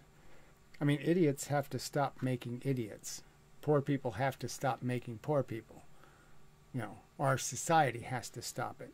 So, in a way, society has to say, we're not going to let ignorant, stupid morons raise children anymore. You know, maybe we need to take them away from the parents for, you know, 20 hours out of the 24-hour day. Only let the parents have them for 4 hours a day, because the parents are a menace, obviously.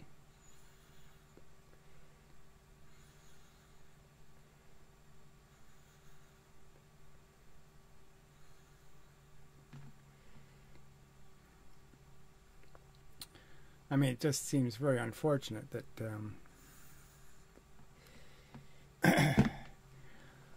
it's a lot easier for intelligent people to breed stupid than it's stupid to breed intelligent, I guess is the argument. And it's not a genetic thing, it's an environmental thing, obviously.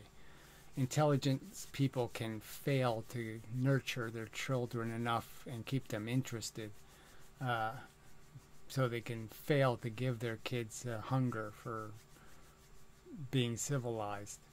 But poor people fail at it with, you know, because they never even try to do otherwise. You know, they provide a perfectly horrible example and show their kids how to be an asshole. And, you know, that just isn't going to work.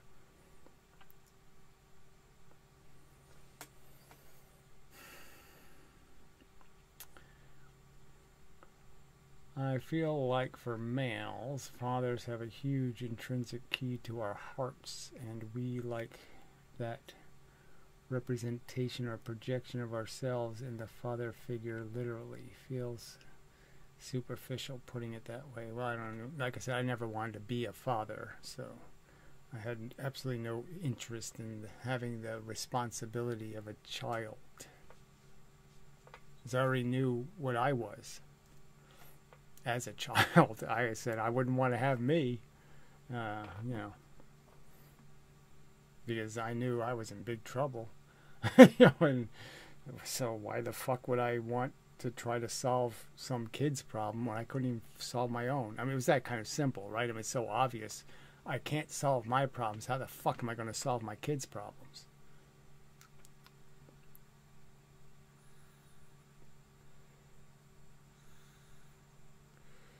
To speak of goals seems, you know, I mean, obviously I'm just here to make arguments, so that's my function.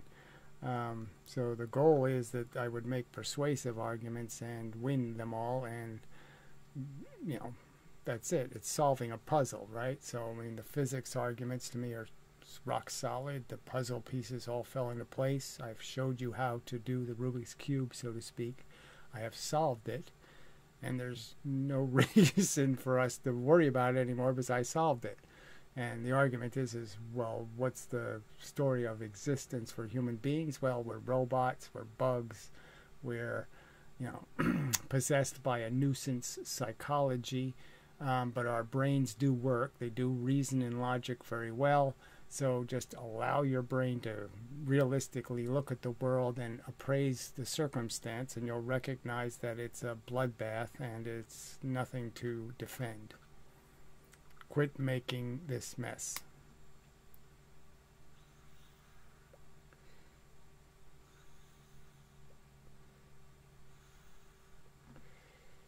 Yeah, well, like, there's no real argument I can make is that brains want to solve problems. And that's how my brain always reacted. If there's a problem, my brain would see it. It would say it's a problem. It wouldn't get rid of it until I fixed it. So if the problem didn't get fixed, it just sat there going, I'm a problem, I'm a problem, I'm a problem. And my brain says, well, problem has to be fixed. Something's broken, you fix it. That's, it's that kind of logic. So if something's broken in your picture, you say, I must fix it. So the problem was that the tree of life is a tree of death, and the problem is, well, how do you fix it? Well, you quit feeding it.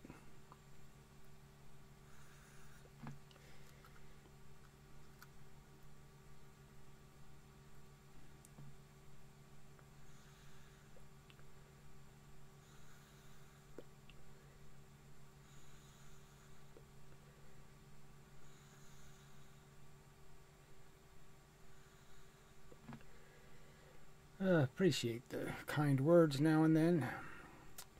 I mean, I guess the laws of averages are that I guess I could almost say anything, and there has to be somebody who'd be a fan, right?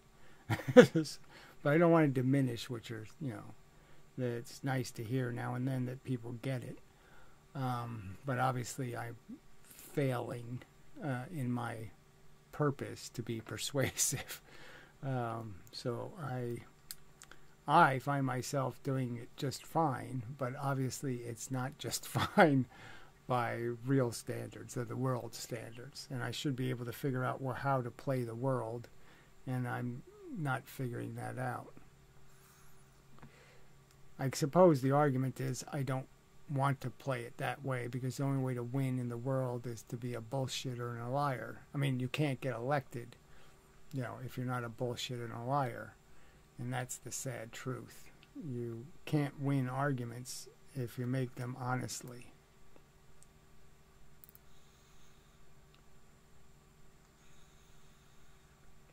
They didn't take away reply videos, so again, it's not really true. I've been making reply videos the whole time I've been on YouTube, no problem. It really isn't that hard to do, and to post a link on the person's video, and but nobody does it. So, the fact that the reply section, if you really be honest, you have to recognize that reply videos just got spammed. Everybody made a video with this fake title, pretending it's a reply video, and it didn't have anything to do with the video they're replying to. So everybody would just reply to whoever the famous people were, the popular ones. They'd make fake reply videos, and so all the real reply videos just got lost in a sea of noise. So the whole thing broke down because reply videos didn't have to be honest.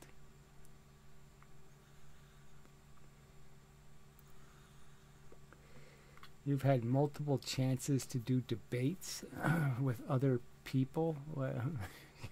What other people? I mean, I'd like to talk to Benatar, frankly, because he's really just so full of shit. But you turn them all down. Where do you have evidence of this turned down debate? I mean, really, what's the point of debating nobodies with silly ideas? Is there some point in me doing flat earth videos or something?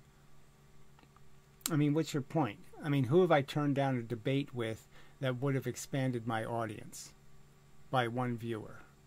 So just point that out. Point to the person I turned down the debate with that has more subscribers than me. Because guess what? That hasn't happened.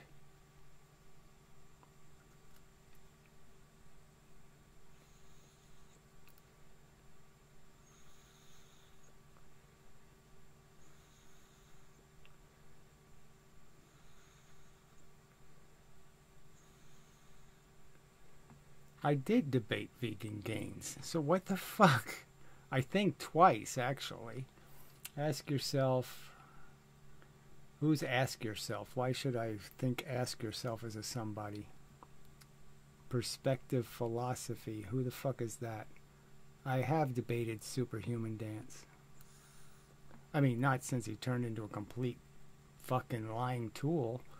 You know, but yes, we had conversation in the past.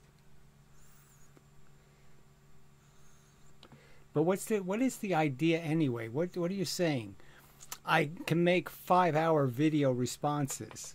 So you point me to the video that you think is a great argument against something I'm saying. So you just please pick a video that you think's making a great counter argument to something I'm saying. It's a bug planet. There is no functional purpose. We can only clean up the mess we make. So where is the counter argument to we can only clean up the mess we make? We create need and deprivation in the universe. It didn't have any need and deprivation in it until conscious sentient organism shows up. So you just explained to me how the counter argument that that the universe will be diminished if we don't have feral cats in it. Explain to me how feral cats are necessary and hippopotamuses are necessary and maggots eating corpses is necessary. Explain to me who's making that counter argument. You fucking piece of shit. You don't need to debate anybody in person.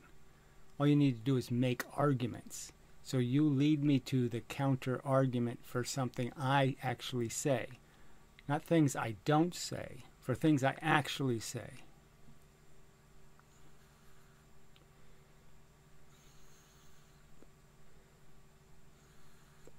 What does that even mean? All of Blithering Genius's video series. No, that's just bullshit.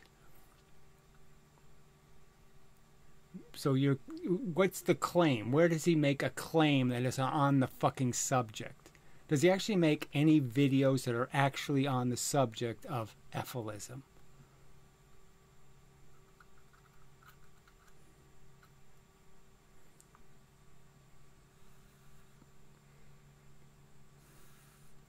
I mean, it's just such horseshit to just throw out, oh, yes, this, you know, his entire series of what?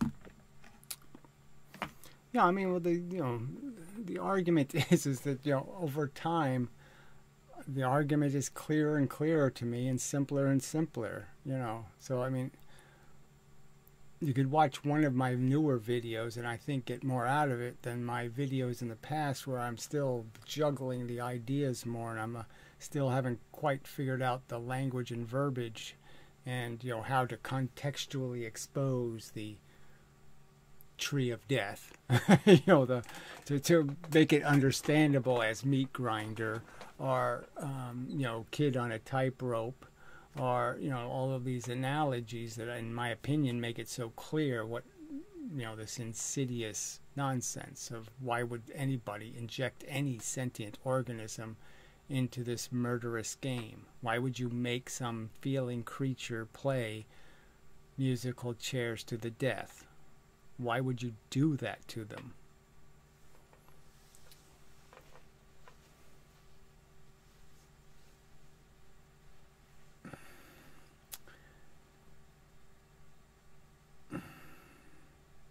I don't know what rainbow starts with at the sea of torture and ends at the ocean of corpus.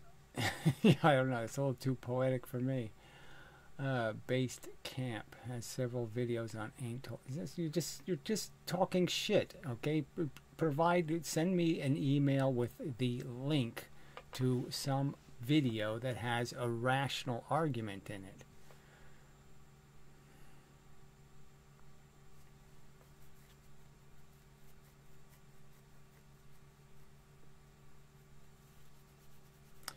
Well, saying something has a following doesn't mean anything to me much.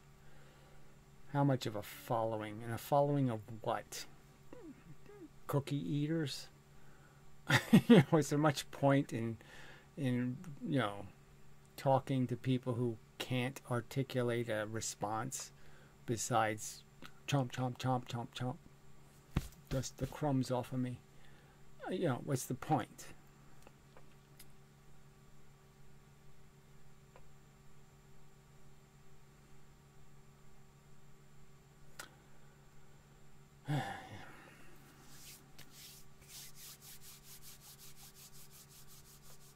Well, of course it posits objective morality. You think somebody can make an argument against the objective morality of simply pointing out there's a cavern of difference between feeling good and feeling bad? I'm conscious. He can't ever convince me otherwise. You think you could convince me that it doesn't matter whether I'm being tortured or whether I'm blissfully happy? You don't think I'm smart enough to tell there's a difference between those two conditions?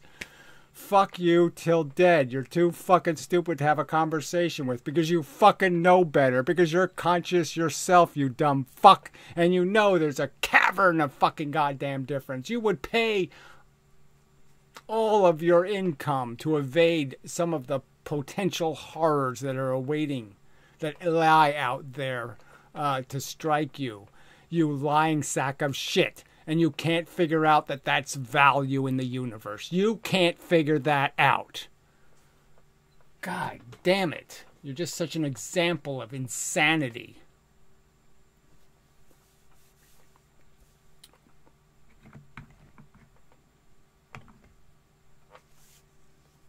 There's nothing else to play for. There's nothing of value in the universe except for the welfare of feeling things. How the fuck can you ever deconstruct that sentence into anything but an absolute truth? Nothing else has value.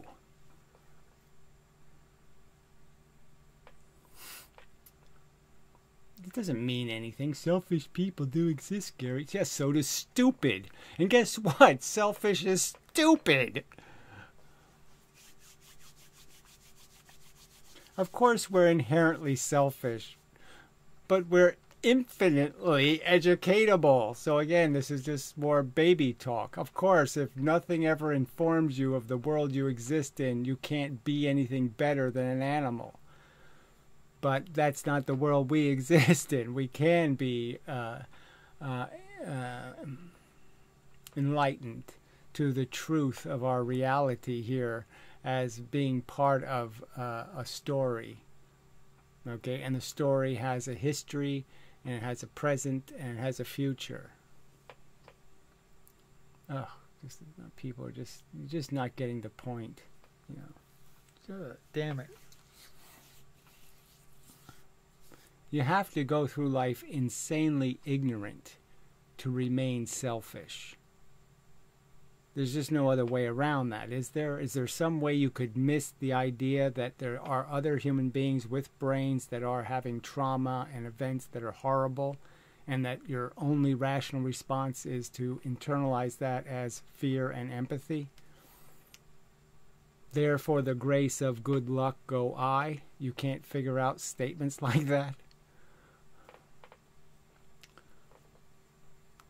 The world's still half good. Oh, isn't that that's just so silly?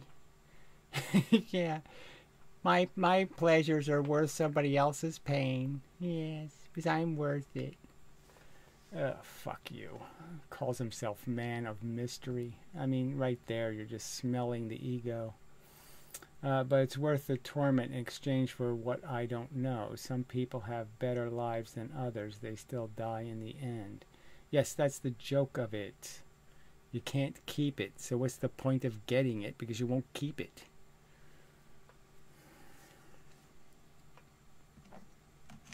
You're going to have to pay for it. And the price is going to be really fucking high.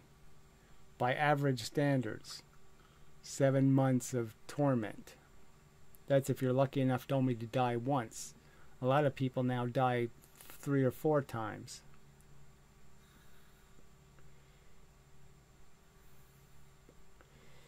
Oh, whatever. I'm just not terribly concerned. But these chat settings, I shouldn't have to do this live chat thing, whatever the fuck that does. But whatever.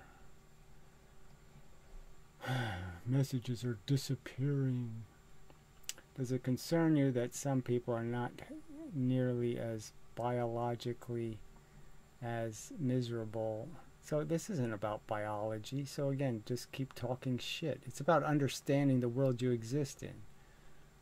You either do understand it's really bad because there's lots of things being tortured, or you understand that somehow torture doesn't matter. And that's it. There's nothing else to talk about.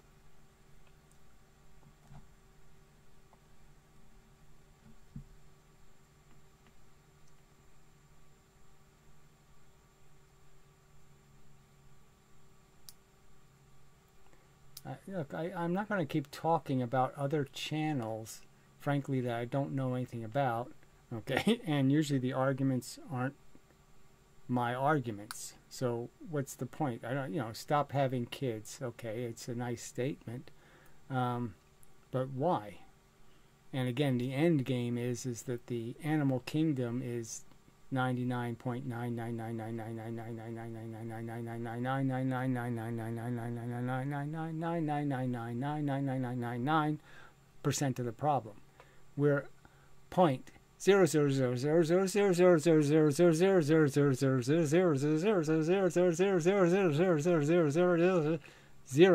of the point. 1% of the problem.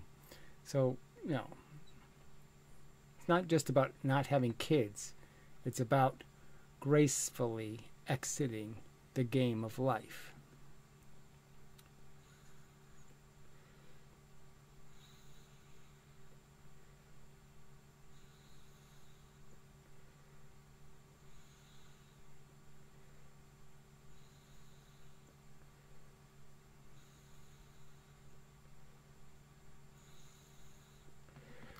True enough. So I'll read that one. Life is always bringing loss. There's nothing to gain. Millions of years of animals eating each other, brains getting smart just to be squished. Too ridiculous. Well, squashed. Yeah, my cat also went through an awful lot of playing the survival game. And,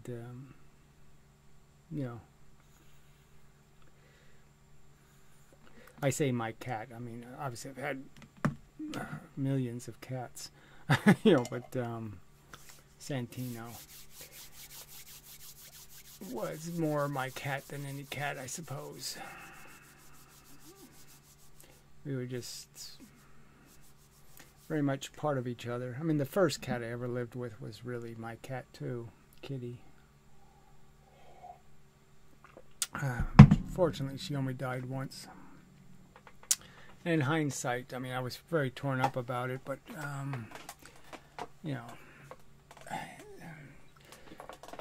she didn't die slow. I mean, she didn't die quick, but she didn't, she died in a matter of hours, but, or minutes. She got hit by a car, but she didn't die right away. But she cleaned herself up. She was very needy. She was kind of a neat freak. And so she, even though she was paralyzed, she cleaned herself up before she died.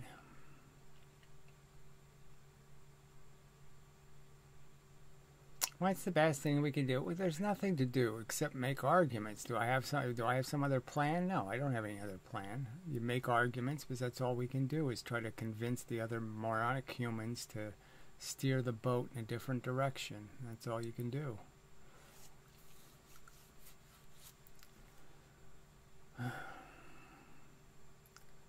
Glow posters, not good. I don't know what that means, but whatever.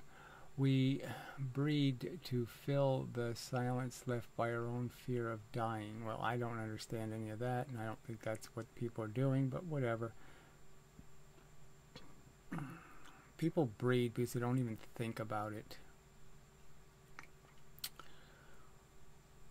Opinion on the color blue. Yes, it's one of my favorites, frankly. Jordan Smith may be a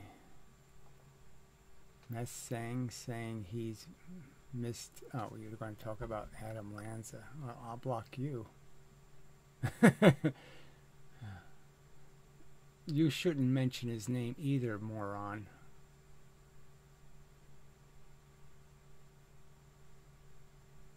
Why are you announcing somebody's messages who weren't even seen? So I'm going to time you out just for being an idiot. I mean, too fucking stupid. Jesus, I mean, what an idiot. You know, what? Just goddamn. It just amazes me just how stupid people are.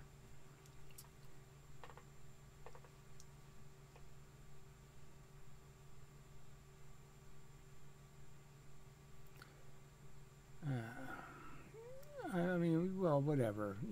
Yes, the Earth will finally go extinct, but how much puking death will we have to endure before that happens?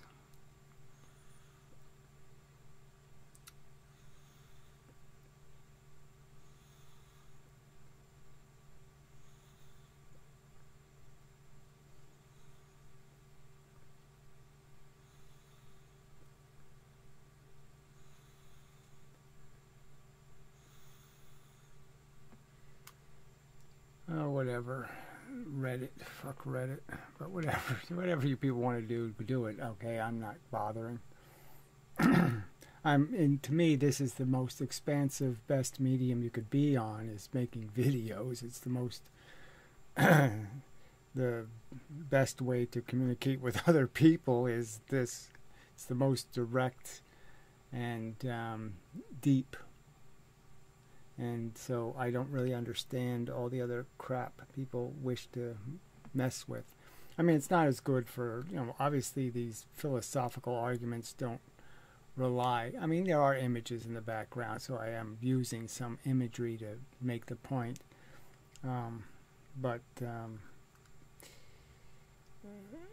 Yeah, I mean, it's more suited to the physics arguments, I suppose. But I just mean that, why would I mess with Reddit?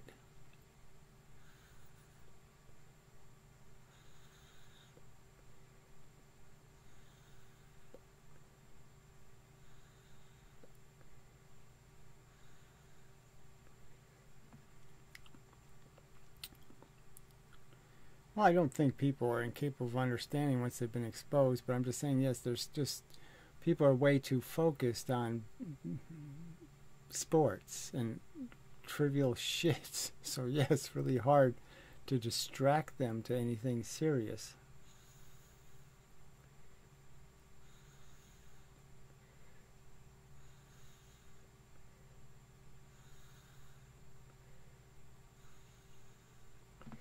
Well, whatever, man of mystery. I don't really... Your words aren't my words, that's clear. So you want to metaphor it as some pretend game. Keep doing that, but it's not a pretend game. It's grisly and real.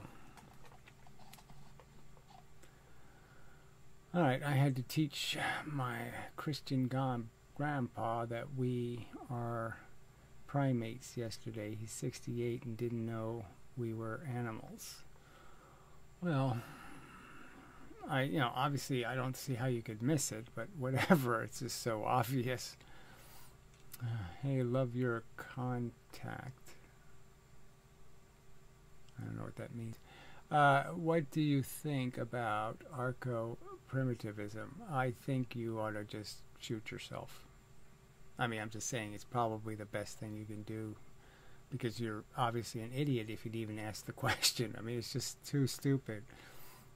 Anarcho is stupid, and then primitivism is stupid. So you're putting stupid and stupid together, which is like Dumber and Dumber. So you're just saying, I'm too stupid to know that I just suggested somebody pay attention to the stupid idea.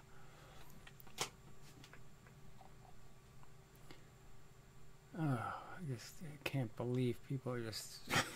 What do you think of the idea of dumping a bag of ticks on everybody's head? You're just like, what the fuck? Maybe the government should breed more mosquitoes. How do you let's see, how do you stop reality from creating life and suffering? I'm just saying, what do you mean reality doesn't do it? Organisms do it. And obviously we're the one in control. So again, I don't care how many galaxies there are. What the hell does that mean? You can't prove that you could even make a DNA molecule, let alone a human being, that requires 1,000,000 one-time events to take place. You know, even the invention of the neuron, right? So we know that brains need neurons to happen because they need something that runs on electricity because everything else is way too slow. So you're not going to make something smart with a chemical brain. It's got to have an electrical brain. And the neuron only happened once. There's only one kind of neuron. That's it. Neurons. So you could just go through all the examples of that. So you want to believe there's a bunch of bugs in the universe, go ahead and believe it. I don't think you have any good reason to believe it. You know, you could have a lottery that has 1,000,000,000,000 to 1 odds against you winning. And the fact is, if you pull the number, you're going to say, look, it was really easy. Look how easy it was. Yeah, that's it's always, you're always going to be like, oh yeah, it was really easy to make humans because you saw humans get made, but it wasn't really easy. Yeah, it's behind the chat window. It's written down right there for us, not a single player game. Yes. Punishment and reward game is biological manipulation. Yeah, well, the game is really punishment and then the reward of no punishment. So there's not really any reward. There's no carrots. There's just whip and no whip, which makes it even more insidious. We created a game called society. Well, whatever this crap means. Civilization, you could call it. Okay, that's the foundation. That's not the foundation of anything.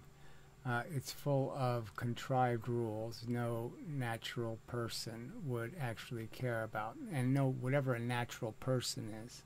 So a natural person isn't much of an animal, frankly.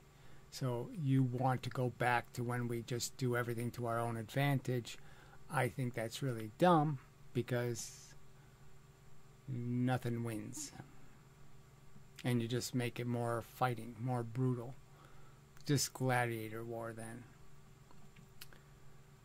Alright, modern Western humans have no comfortable lives to see that their comfort requires mind-blowing amounts of pain on Earth. Well, I think all of it's very visible, so it's not hard to see, it's hard to admit.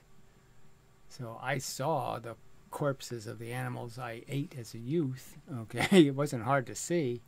I just didn't want to have to admit that it's wrong because I'm allowing it to be wrong. Ways people cope with pre-whip and post-whip or whatever. Yes, coping. I have no advice for coping. I wouldn't even argue that I'm coping. I mean, I think I am going literally insane, and you know, I'm just shell-shocked, whatever. In many ways, yeah, I'm just done. How do you feel about Blithering Genius? You keep talking about him. I don't know. Look, I have this vague memory of some pompous ass who doesn't do real videos, just has some Joker thing as his icon or something, and talks shit. So I don't have any other impression. Response to your video on apholism. I don't know what response he made that has anything to do with me, but whatever. I'm sure reacted to it, but what to hear your thoughts again? Well, fuck you, okay? What's my thoughts on irrational, nonsensical arguments? And again, if the argument is just nihilist nonsense, that there's no such thing as value, I'm saying that's a non-starter as conversation. If you can't figure out that there's value in the universe as a conscious organism that experiences torture and bliss, and can understand the gigantic value difference between those two conditions, if you can't understand the difference between feeling good and feeling like shit, then you're too stupid to have a conversation with. Do you understand how I can't understand you to be anything sensible if you can't acknowledge the cavern of value difference between those states of feeling?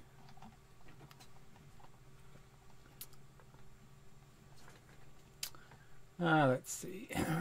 It is now foundational to modern life. I don't like that beginning.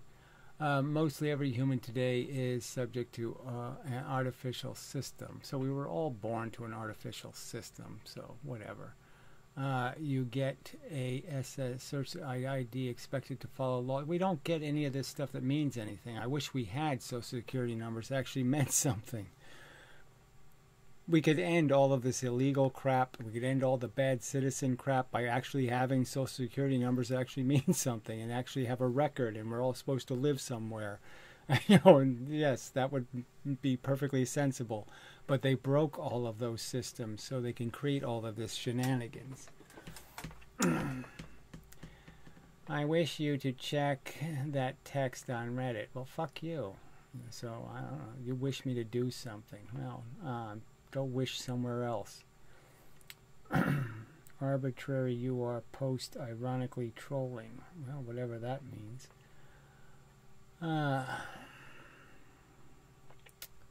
Blithering Genius told us on Reddit that feelings can't be valuable. I'm just saying, I don't care what he's saying. I'm saying if you don't understand it, then you don't understand it. You're just in denial. I'm conscious and I know it as a certain fact. It's just not a negotiable fact. There's no way I want to be tortured, and there's all kinds of incentive for me to be in that better state of not being tortured. And again, it's a cavern of value difference. There's no other difference than the value difference. One is decidedly negative, one is decidedly not negative. The end of the conversation. I know the difference between debt, okay, and profit. I know these differences. You don't, then you're really dumb.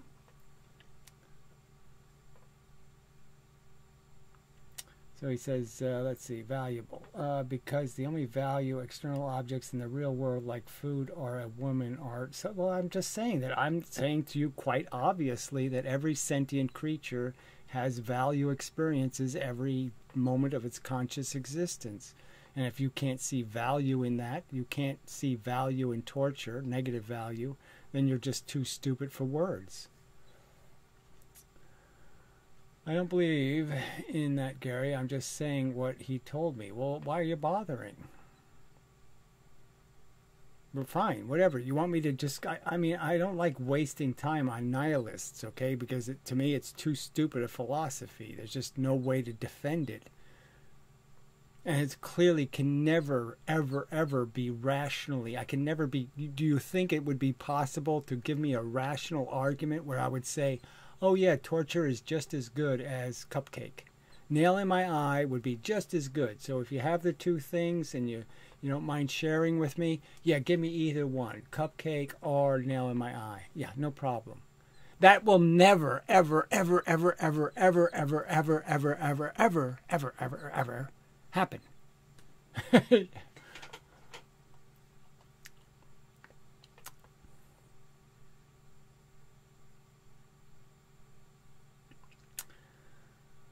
I think, therefore, well, fuck that shit, too. So I guess this guy is just arbitrary. So we'll just get rid of him. Let's see. Oh, time him out. What the hell? Find something else to do, retard. Drivel is not interesting. Drool and drivel. So if all you got is drool and drivel, yeah, go somewhere else and drool and drivel. I absolutely agree with you. Just want to interact with you a bit. A basic human need. Well, fine, whatever. I'm just saying that you have to interact with me in ways that aren't going to trigger my fatigue, okay, with certain pointlessly stupid arguments. His argument is actually something like that. Pain and pleasure balance out. Well, whatever. Obviously, that can be his opinion. All right, that for him it's some sort of balancing act. Now, I'll say to him clearly, he hasn't died yet, So he can keep being pro-life in that context, and that's fine. That's his opinion. But I say, let's get his opinion after he's killed. After he's horribly murdered. Let me hear him talk up how great life was. On the other hand, it's not surprising the average users don't use their brain to see life for what it is, since the majority still believe in gods. Yes, exactly. And I'd argue that Blithering Idiot is also doing the same kind of thing. He's believing in some metaphorical purpose, some sort of metaphysical, sparky, barky thing that somehow redeems this waste. And there's nothing to redeem it. There's nothing to do here. We cannot cure a problem we don't create. Our existence is the only problem the universe has, is our existence. Cleaning us up is the only thing that needs to get done.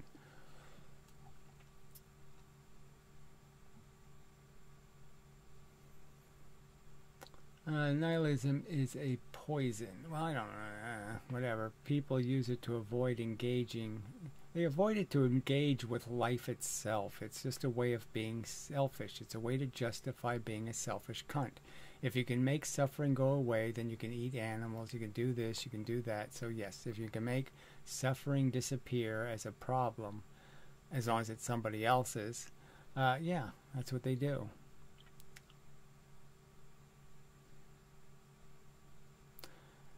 Whatever. I mean, I don't want to have these arguments. I've already kind of indicated, well, do I really want to do nihilism over and over? I've done a ton of nihilism videos. I really don't need to go over and over and over and over and over and over and over it. I mean, obviously, I think it's literally idiotic for somebody to argue that our brain isn't material. Of course, our brain creates the sensations. There's an actual pattern of electricity that takes place. So it is, in fact, material. If we could see it, the billions of neurons, there's an exact pattern that is torture. Torture happens, my brain will look a certain way. The neurons will be connecting electricity in a certain pattern. And that pattern, when recreated, would always create torture. It couldn't create anything else, because that's what the pattern makes in a brain. So it is material. Let's see. Oh, devil's advocate. How useful is that? Why isn't it worse to never exist at all than to exist, even though pain is an element of life, just as pleasure? And I've already pointed out that saying that being whipped and then being not whipped is enough of a profit to justify being whipped. I'd say that's idiotic and stupid. So we're back to an asymmetry between good and bad. The goods are not real goods. The goods are just eliminations of negatives. You can't make a positive by merely eliminating negatives. Eliminating negatives does not make a positive. And again, all of your pleasurable sensations are in fact eradication of some negative condition. Alright, life is a shitty game where everyone loses and still blames the rules instead of the players. Well, whatever. The fact is that everybody, okay, if we're going to use this, everybody loses, but the point is that what everybody's doing is not being forced to recognize that the reality is that we are just robots, that we are just machines processing, okay. We're survival bots, and we're not programmed by some sort of intelligent designer. We're programmed by an unintelligent, crude system of, bleak and meager laws. Any pleasure is just diminished with pain. For example, if you're not, you will not get pleasure from drinking water if you don't have the desire to drink water. Well, the point is the thirstier you are, the more refreshing the water is. The lonelier you are, the greater the sex is. You can go through all of that crap. That obviously you need the deprivation first. So even if you were going to make an AI or synthetic environment for people to live in, you'd have to break them before you put them in. You'd have to damage them, with needs and wants and deprivations before they could enjoy the fun of playing the game. Pain is guaranteed. You don't need to make an effort to get it. In fact, it's there to be avoided. Pleasure just negates the pain and just guarantees has to be actively sought. Well, and you know, the point is that it's we're trying to get out of quicksand, and there's nowhere to get out to except out of the quicksand. It's a desolate, flat universe. You know, all you're trying to do is get out of the hole. There's no mountain to climb. All right, non-existence is always better. Well, the simple truth is that you can't really win this game, so it's a zero-sum game, and all you're really doing is trying to keep yourself out of deeper quicksand. And the fact is we should make it really easy for people to say, I'm ready to go. And they should just have to press the go button, and they go. You know, they're out. They're free. They're liberated from the burden of eking out their next breath. Let's see. We try to have fun because we are bored. Makes sense. Life is a negative state. Well, that part's just the truth. Non-existence never hurt anyone, and existence hurts everyone. Well, that's simple enough. Just the fact. The Martians are not in, you know, some prison somewhere trying to get out, trying to be free.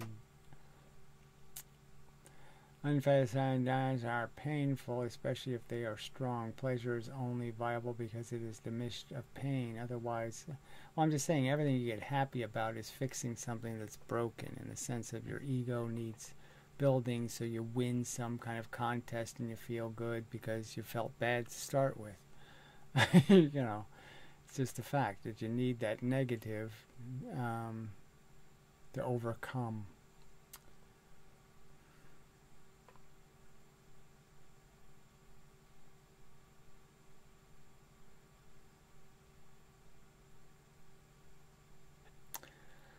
Well, I'm really not Mac. I'm really not worried about, or Mick, whatever the hell that M-E-C. I don't even know what that means. You know, it's not about, you know, I'm really not going to talk about the fact that we have lots of emotional overreactions to things. So it's not about emotional shit. All right, because we can all vary that. Okay, we can be hysterical and nonsensical and overreact and all of that kind of crap and all that emotional shit. Now, obviously, you know, I'm saying it's bad to be terrified by being killed and murdered, but I'm saying you should do as little of that as possible, because that terror is a head game. You know, it's in your head. It's not really happening. So until you are tortured, you shouldn't be fretting too much. But there's no way to avoid it, frankly. You know, it's just part of how the machine works, is that it's going to recognize a threat and it's going to be disturbed by it, because you can't just make it go away. You can't just erase it. And that's what people are trying to do with nihilism and other things. They're trying to erase the truth. Let's see. To desire immorality is to desire the perpetuation of a great mistake. Well, regardless, that's how we're built. Because there's never a good day to die, you know, unless you're being tortured. So unless you're literally being tortured, you say, well, I'll put it off till tomorrow. You know, I'll wait a week. You know, it's always put offable, because the process is intrinsically unsettling. Because even if they say, it'll be painless, you know, it isn't always painless. You know, so it's always a little bit tricky having to make that transition from being here to not being here. Let's see. The moon is actually more useful than the sun, since the moon gives us light at night when it's dark. Well, whatever. That just sounds like absolute shit. Obviously, it'd be, you know, the average temperature on Earth would be like 200 degrees below zero without the sun. So fuck you. Yeah, really. I wish I had the right to die. Yes. Yes, there's certainly lots of days where I would have been quite satisfied to take advantage of a graceful exit. Whatever. I mean, Alan, you're just way off the subject, so you're in danger of being smited for irrelevancy. The world is dangerous. It contains predation,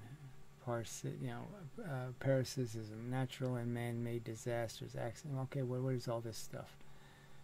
I know you criticize Elon Musk a lot. Well, I try not to mention him at all, but I mean, he's a poser. He has nothing to do with science or the truth. He's an idiot.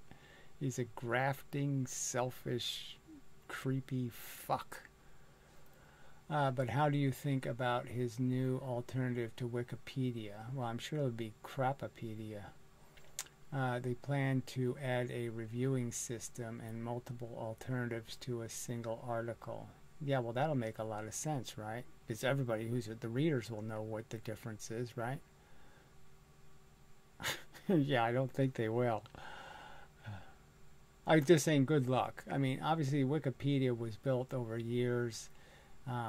This model of creating groupthink, or a group to investigate a subject, is always flawed by the fact that groupthink doesn't work. So unless you're deliberately challenging it, unless you call it Debatepedia, you don't have anything. What you need to display is the debates. Not the debate between, science and flat earthers, science and truthers, between science and science. You need to emphasize any potential disagreement between the authorities, and the current system de-emphasizes it. So unless it gets to that point, it's not going to mean anything. I'm not buying the idea that we are just here because of an accident. It's not an accident, but whatever. Go ahead, believe in God. Then I just block you, because what's the point? God bothering is just idiotic. It's a silly theory. It's a silly theory. The universe is a physical, dynamic thing. Okay, it's in process. The rules are explicit. There's no magic in it anywhere, and there's absolutely no reason to think that somebody poofed it into existence for some fucking purpose. It's ridiculous.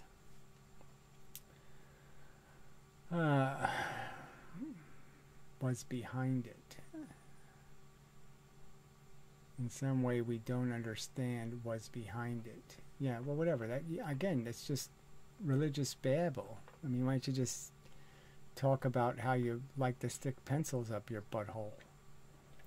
Especially because evil people can use instruments and technology to torture someone. Well, whatever. You keep saying things. Fine. Things don't have value. Things are valued. So again, things do have value. A sentient organism has more value than a cup of coffee. I'm not going to make this argument over and over, so if you want to be a nihilist asshole, I think I'll just tell you to go fuck yourself. I mean, it's really just, I don't know where these nihilists come from. I don't know why they think they're so important, but they're idiots. There's a tiny percentage of humans on Earth who don't love their dog and love their cat and love their kids and love things because they're worried for their welfare. They understand that it'd be really bad if their kids are tortured. They know that to be a truth. They know it has value. It's not a mystery. You fucking idiot. Oh, god damn. Morons.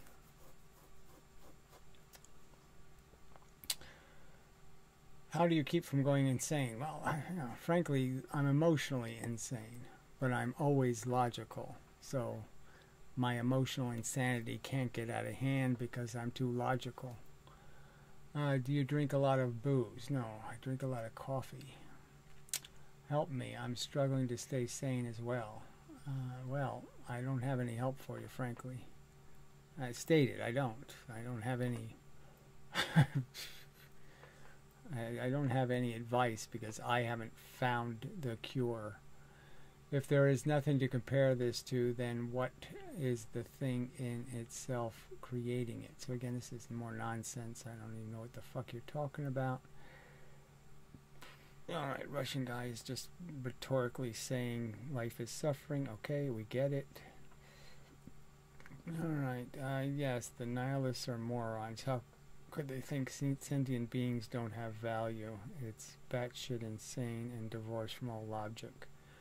It's obvious to say, even if, I mean, this materiality argument, I mean, clearly I'm just made out of matter. I'm just electrons and protons. Alright, this pen is just electrons and protons. But yeah, we already know my brain is doing something that's fucked up.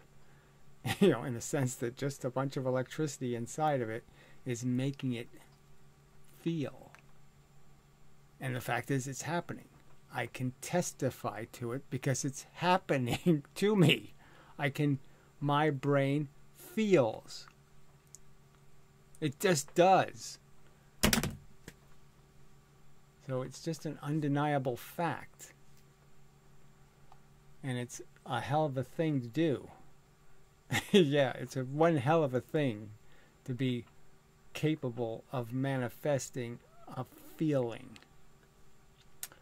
I'm not saying it was magical or God, but it was intentional and designed in a well, obviously you're just saying shit. I'm not going to argue just some made-up religion you just made up. I mean, you're just wasting my time. I mean, fuck this. Just this babble about some kind of mysterious specialness to our creation by the specialness. We were made by the specialist who is a specialist in making specialness. Fuck you. Just some way to aggrandize, to make the story of the bug planet seem like it's some kind of something more than a bug planet. No, it's just bugs.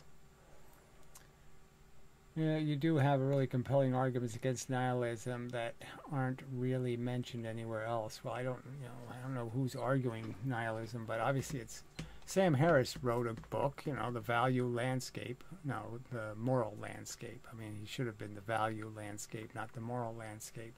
But it clearly just points out this obvious fact that, well, we know something has value because we experience it, and we know we don't want to be horribly killed. We know it. Or horribly disabled, or horribly tortured. We don't want to be tortured, and we don't want it because it's intrinsically bad. Feelings of torture are intrinsically bad. They're not. It's not some impression. It's not like we go to the wall and look at the painting and say, "Oh, it looks like clouds."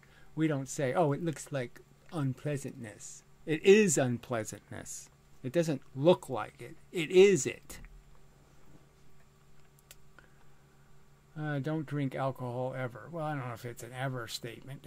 I have a drink once a month or so, but whatever. Don't get drunk.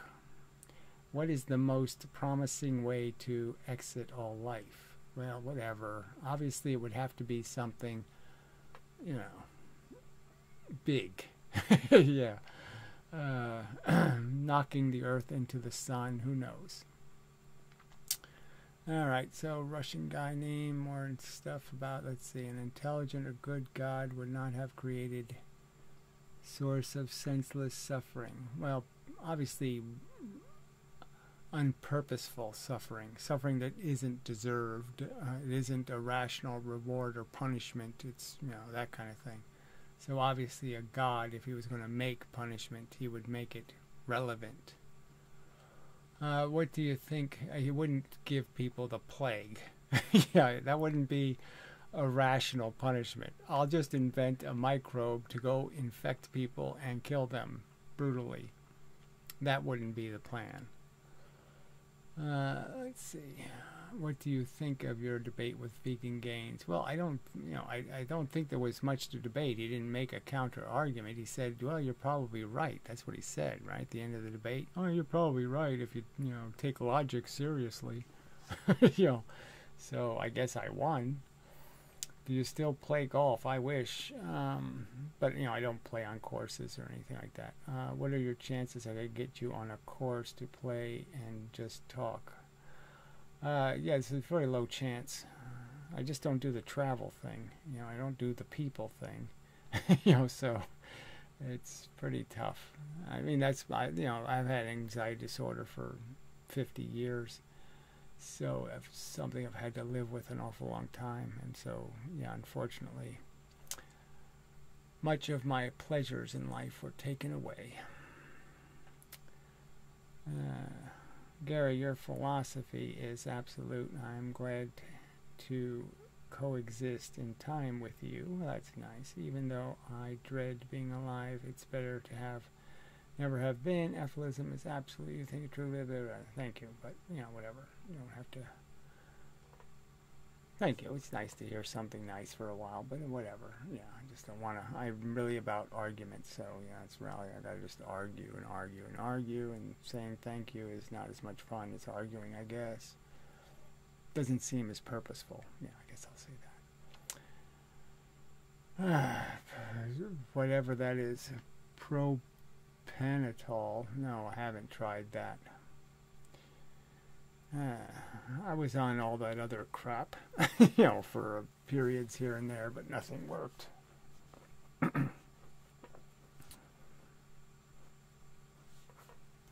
Anxiety is too vague a word, you know. I mean, I don't have anxiety like, oh, my heart starts racing and I can't breathe and I hyperventilate. I don't have any of that.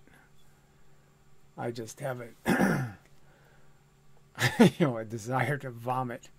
You know, it's just, life is just nauseating.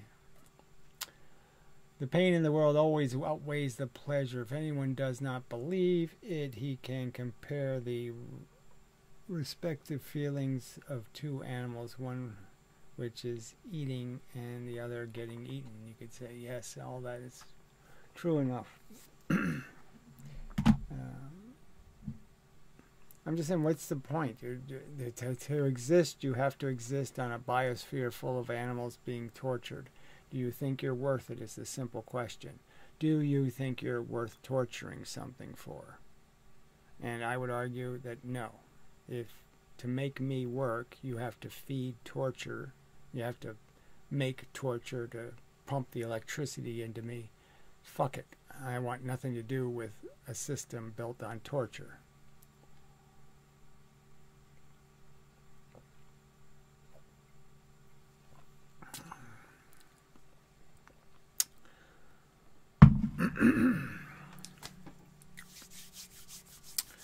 Yeah, the fact that we have to be a psychology and animal in these cages is always going to be a problem. So, you know, it is hard to adapt the animal to this, you know, civilization.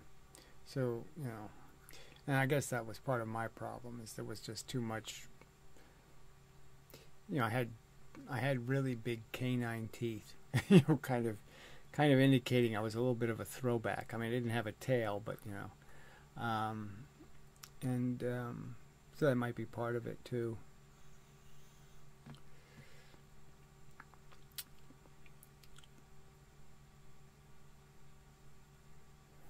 There's just so little honest about how we live.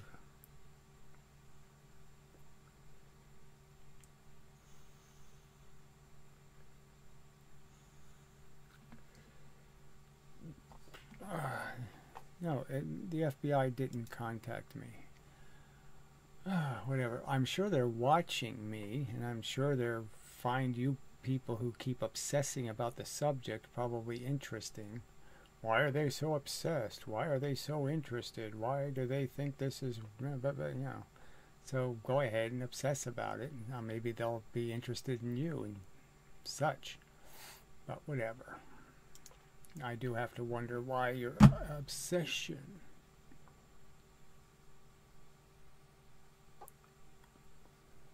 I mean, I've never made a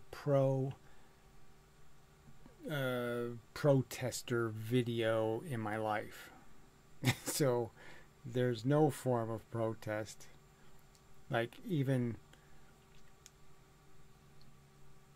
shouting on the street, I wouldn't go for, let alone bullhorns.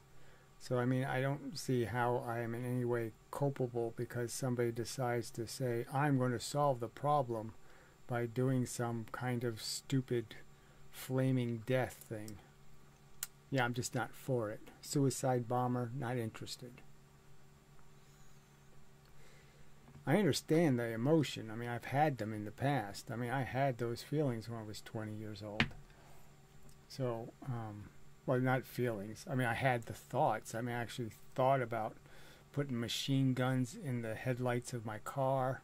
I thought about stuff like that, And, I thought about driving into certain institutions and, getting the motherfuckers. But yeah, no, I'm just like, am I realistically going to do this? No, because I realistically could never make it make sense. I'm not going to do the cause any good, and I'm just going to hurt people who really don't have anything to do with the cause.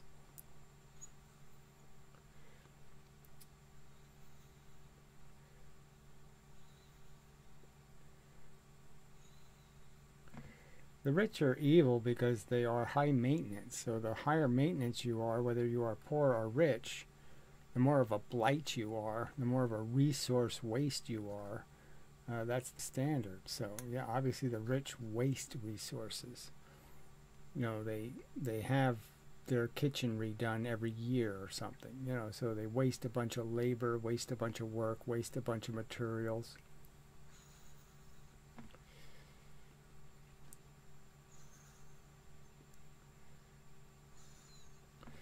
Waste is the enemy. And the rich and the poor are the wasters. And it's only the workers in the middle, who do anything productive.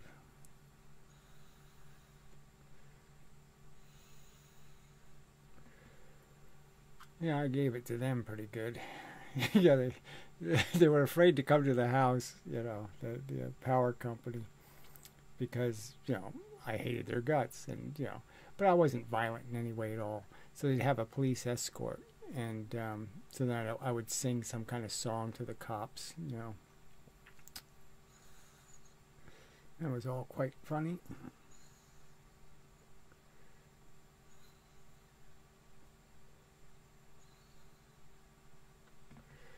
I don't think Joe Biden is the only human we can find to run for president. You don't think they could find something a little better than Joe Biden, moron? So I don't even understand you. I mean, what a waste of time. Oh, God. Shit. Yeah, we can just block him.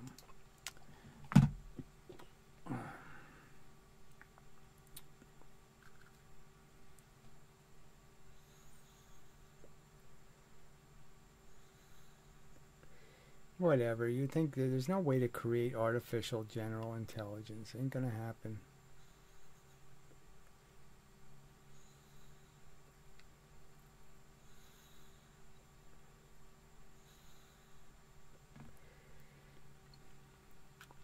If it just has general intelligence, are you stupid enough to think general intelligence is going to be enough? It has to be a physics expert to come up with a solution to extinct life on Earth. So being generally intelligent isn't going to do it. But whatever, there's no way it's going to be anything called intelligent. It has to be capable of learning in some sort of context, right? And it can never have a feeling. So how could it ever learn in any kind of reasonable context? It can only be told. Humans have feelings, animals have feelings. But it can't understand that.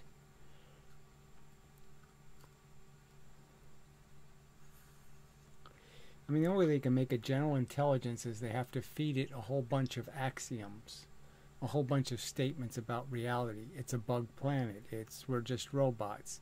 The fact is there's no God. I mean, all of those facts have to make up the general intelligence.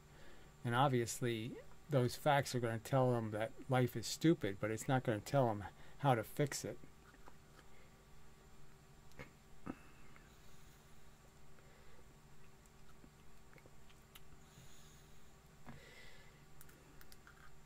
I mean, it's not that you can't make a brain out of silicon chips. It's just you can't make a feeling brain.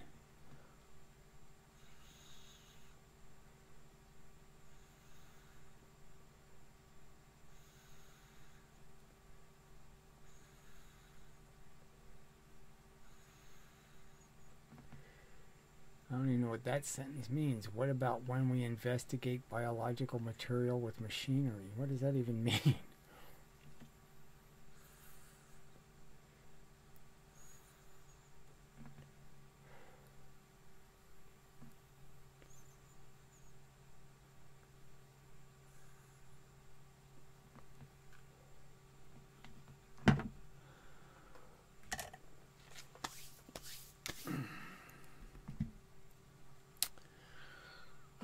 Yeah, it reminds me. I saw an icon for the movie. What was that called? Oh fuck! I forgot the name of the movie already. Just popped into my head, and then I forgot it. Fantastic Voyage. Yeah, and so I remember watching it as a kid. I remember, oh, this is really well, I wasn't that much of a kid, but I remember I saw it for the first time, probably in my 20s anyway. I think. And yeah, it's good sci-fi, back then, but and I was just thinking about it the other day. Well, maybe I should watch it. And I said, God, no, it's really just so bad that, yeah, no, there's probably no point in watching it.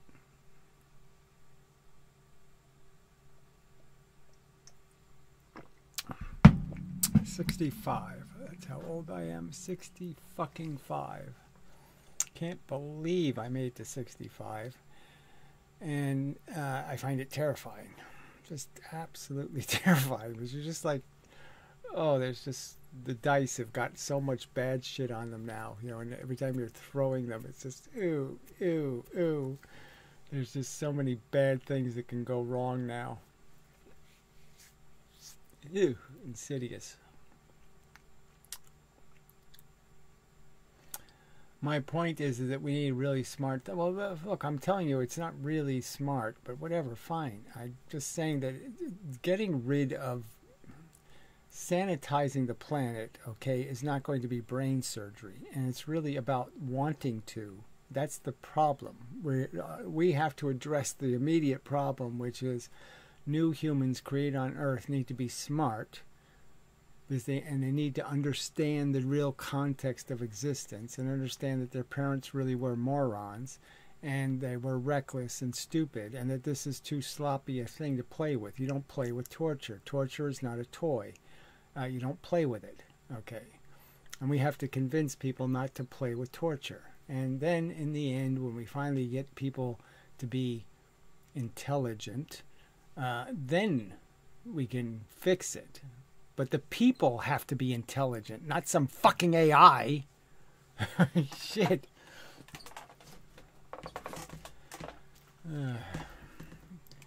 So, hello from Switzerland, yes. Switzerland. Interesting place, but looks a little too cold and windy for me. My point is that we need to really... No, okay, I already did that.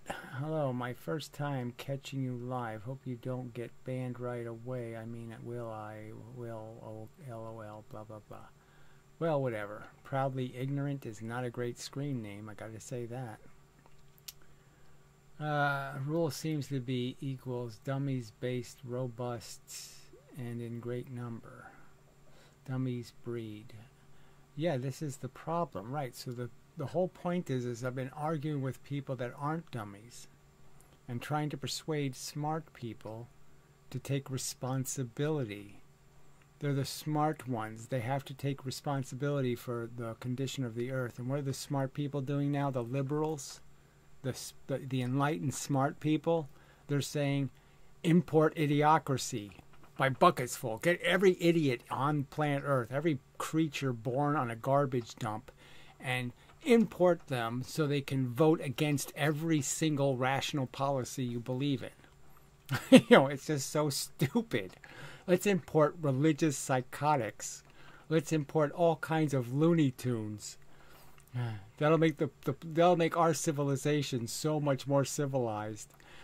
Fuck! It's so stupid. So yeah, this is an impossible task I have, because intelligent people have become the dumbest motherfuckers on the planet. I mean, they really have become too fucking stupid.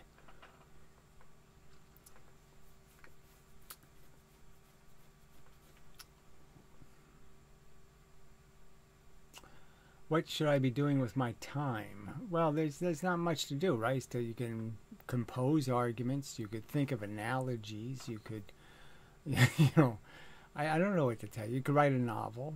You know, who knows? I guess it depends on what your abilities are.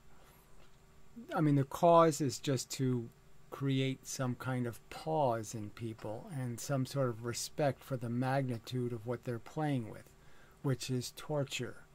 Playing with torture. So you got to just give them some idea that this is like dynamite or something else, and you know, you don't play with it. You either do something very constructive or you leave it alone.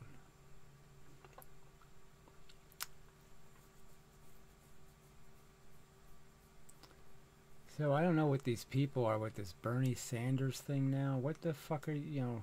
What the fuck is that? I don't even understand what the fuck that is. Why is that interesting to somebody? You know, I just don't get it. I mean, these are obviously people that are pro. These are Trumpers just pretending, you know. But it's like, what the fuck? You know, why would you bother? Moron.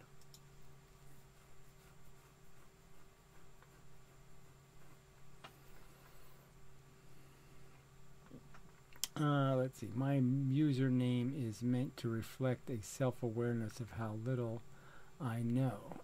Well, you can't say that. You're saying you're proud of being ignorant. I mean, that's not saying humbly ignorant. You know, it's just too stupid. I like to be skeptical in claims of certainty, Like what claims of certainty? So even that, you're just like not making much sense.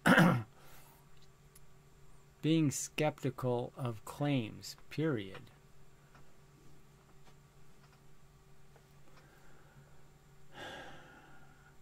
I mean, the degree of certainty is, it's kind of separate from the claim itself, right? I mean, I can say a ton of things with pretty confidently, and I'll state I'm really confident because there's not a single solitary reasonable counter argument that could be made. But whatever. Are you in favor of a complete extinction of humanity? Yes, I'm in favor of the non-existence of anything called living things. Then the vicious cycle of life would continue. Well, that's not what I'm suggesting, asshole. But in the animal world, the continuation of humanity carries a small chance as a result of whatever this crap is. Some nuclear accident or AI will realize the red button. So again, I'm not for exterminating humans before you've completed the plan for the rest of the extermination. Obviously, we can gracefully exit by volition. The animals have to be disposed of, okay, and euthanized in a humanitarianly graceful as possible manner. That's all we can do for them. But it's not that complicated, frankly. And obviously an accident with nuclear is never going to be the solution. Okay, accidents aren't going to be good enough, complete enough, precise enough. Who do you think needs to hear? Well, fuck you. I've already just stated it. Obviously, the smart people are the only people that can take control of things, and they have no will to take any control. They're handing the reins to idiocracy. They're giving away the power. So, yes, it's a very bad position we're in right now. This is the worst time to try to have an intelligent conversation. I'm a Japanese fan, so I don't trust this so far. I love your videos. Everything you say is correct. I was particularly moved by your explanation of ephilism. Okay, well, we'll take that for what it is, but we'll see. Humans, like all animals, what? Humans, like all animals, are to eat, sleep, and excrete. Reproduction is optional. And dummies claim that life is beautiful. Well, whatever. Obviously, now, reproduction is optional. Voluntary human extinction is garbage for that reason. Yeah, I'm not going to go over it, but I mean, obviously, voluntary human extinction is part of the answer. Okay, but you have to finish the animal part too. So, right, if antinatalism means just humans, then you're missing the point. But I mean, voluntary human extinction isn't anything I'm opposed to as part of the bigger plan. I'm proud of the ignorance because I think it is remarkable that we managed to endure it. Well, whatever. I'm just going to say fuck you, okay? I don't know what else to say to you. I think it's a shitty screen name. I think it's really bad to signal that there's anything anybody should be proud of their ignorance. It's always a negative thing. Being ignorant is being filthy. It's being smelly. Being ignorant will make you obnoxious. Do you believe there is sentient forms of life outside of Earth? Obviously, I do not. I think it's very improbable chemistry. I think that's what the huge indication is. The Earth is covered in dead bodies, in the pieces, the building blocks, and yet no other molecule has ever risen up to compete. Nothing. And again, the neuron is the only brain cell. There's no other kind of cell that does something similar and create a similar thinking machine. Just neurons. So there's just way too many one-time events. Improbable one-time events. You could say even the nucleic cell only happened one time, just one version of it. We're all related to that one ancestor.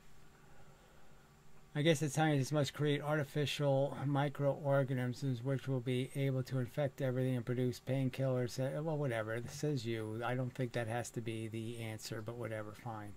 I don't want to really waste time speculating on the different ways you could euthanize life on Earth. It's not a productive conversation for this point in the argument.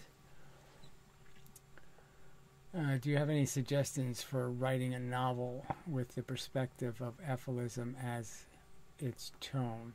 Well, anything that puts life on trial would be interesting. So I sort of had the vision of an alien thing, you know, where an alien robot probe shows up and it's going to put the existence of the creatures on Earth on trial and force them to justify their continued existence as being productive or useful to the universe. And if they can't come up with some explanation for how they're going to do something useful except torment each other, they're going to be annihilated, something like that. But yeah, it'd be best to have a non-sci-fi, you know, way of doing that, but who knows? Slight possibility of life repeating at some point is scary. You know, well, obviously, but I mean, again, sensation in itself is another one of these one-time events. You know, it's all one-time events, one-time events, one-time events. Is there, if there was a more intelligent life outside of us, would they do the right thing and destroy us all? Well, that's sort of my argument, that they would create probes and they just send them out into space. You know, reproducing probes even. Probes that land on planets and then make copies of themselves and then send all them out to sanitize the universe. Would you agree that consciousness should not be thought of as a special extra, but as a feature emerging from complexity? It emerges from evolution. It's a tool. That's all it is. It's a tool. It's a complex reflex. So just like our reflexes are just a tool to make us, you know, survivable, putting the reflexes on top of each other is just another way of amplifying the power of a reflex. Also, we should vote Bernie. Oh, fuck, another waste of time. I'll give you a timeout. Talking about these old dead artifactal politicians is not of any interest to me. Obviously, we need something a lot better than Bernie Sanders. We need something better than Hillary Clinton. Something better's got to show up or the game is fucked.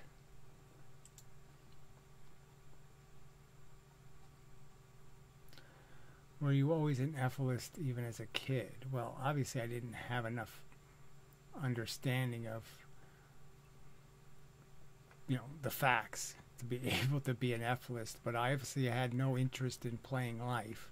If somebody gave me the choice when I was like 6 or 7, I certainly would have chosen to get the hell out, because I saw life as nothing but a threat.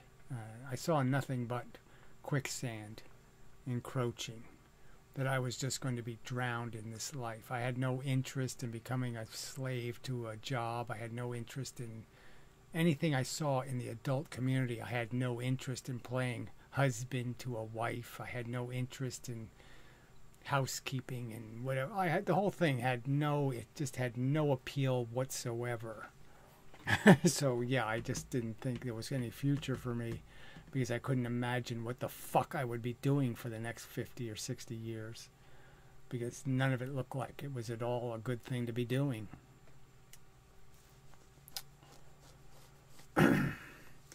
Well, The Earth Stood Still was not a bad sci-fi movie, frankly. The one with Keanu Reeves or whatever, they fucked it so badly. I mean, they really just turned it into it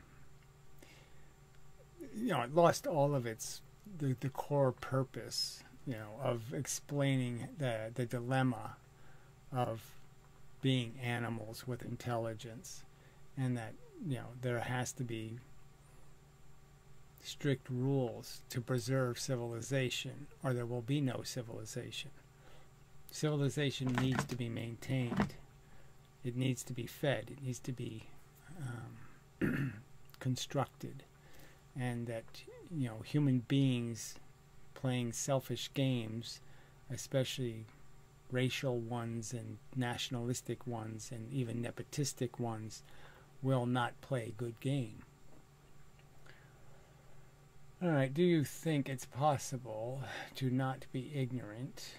I don't know what that even... Well, fuck you. Of course, ignorance is just relative ignorance. And obviously you could argue that there's an expectation that you figure out simple things like not pissing in somebody else's drinking water. So being too stupid to know it's wrong to shit in somebody else's drinking water, yeah, okay, you're not allowed to be that ignorant.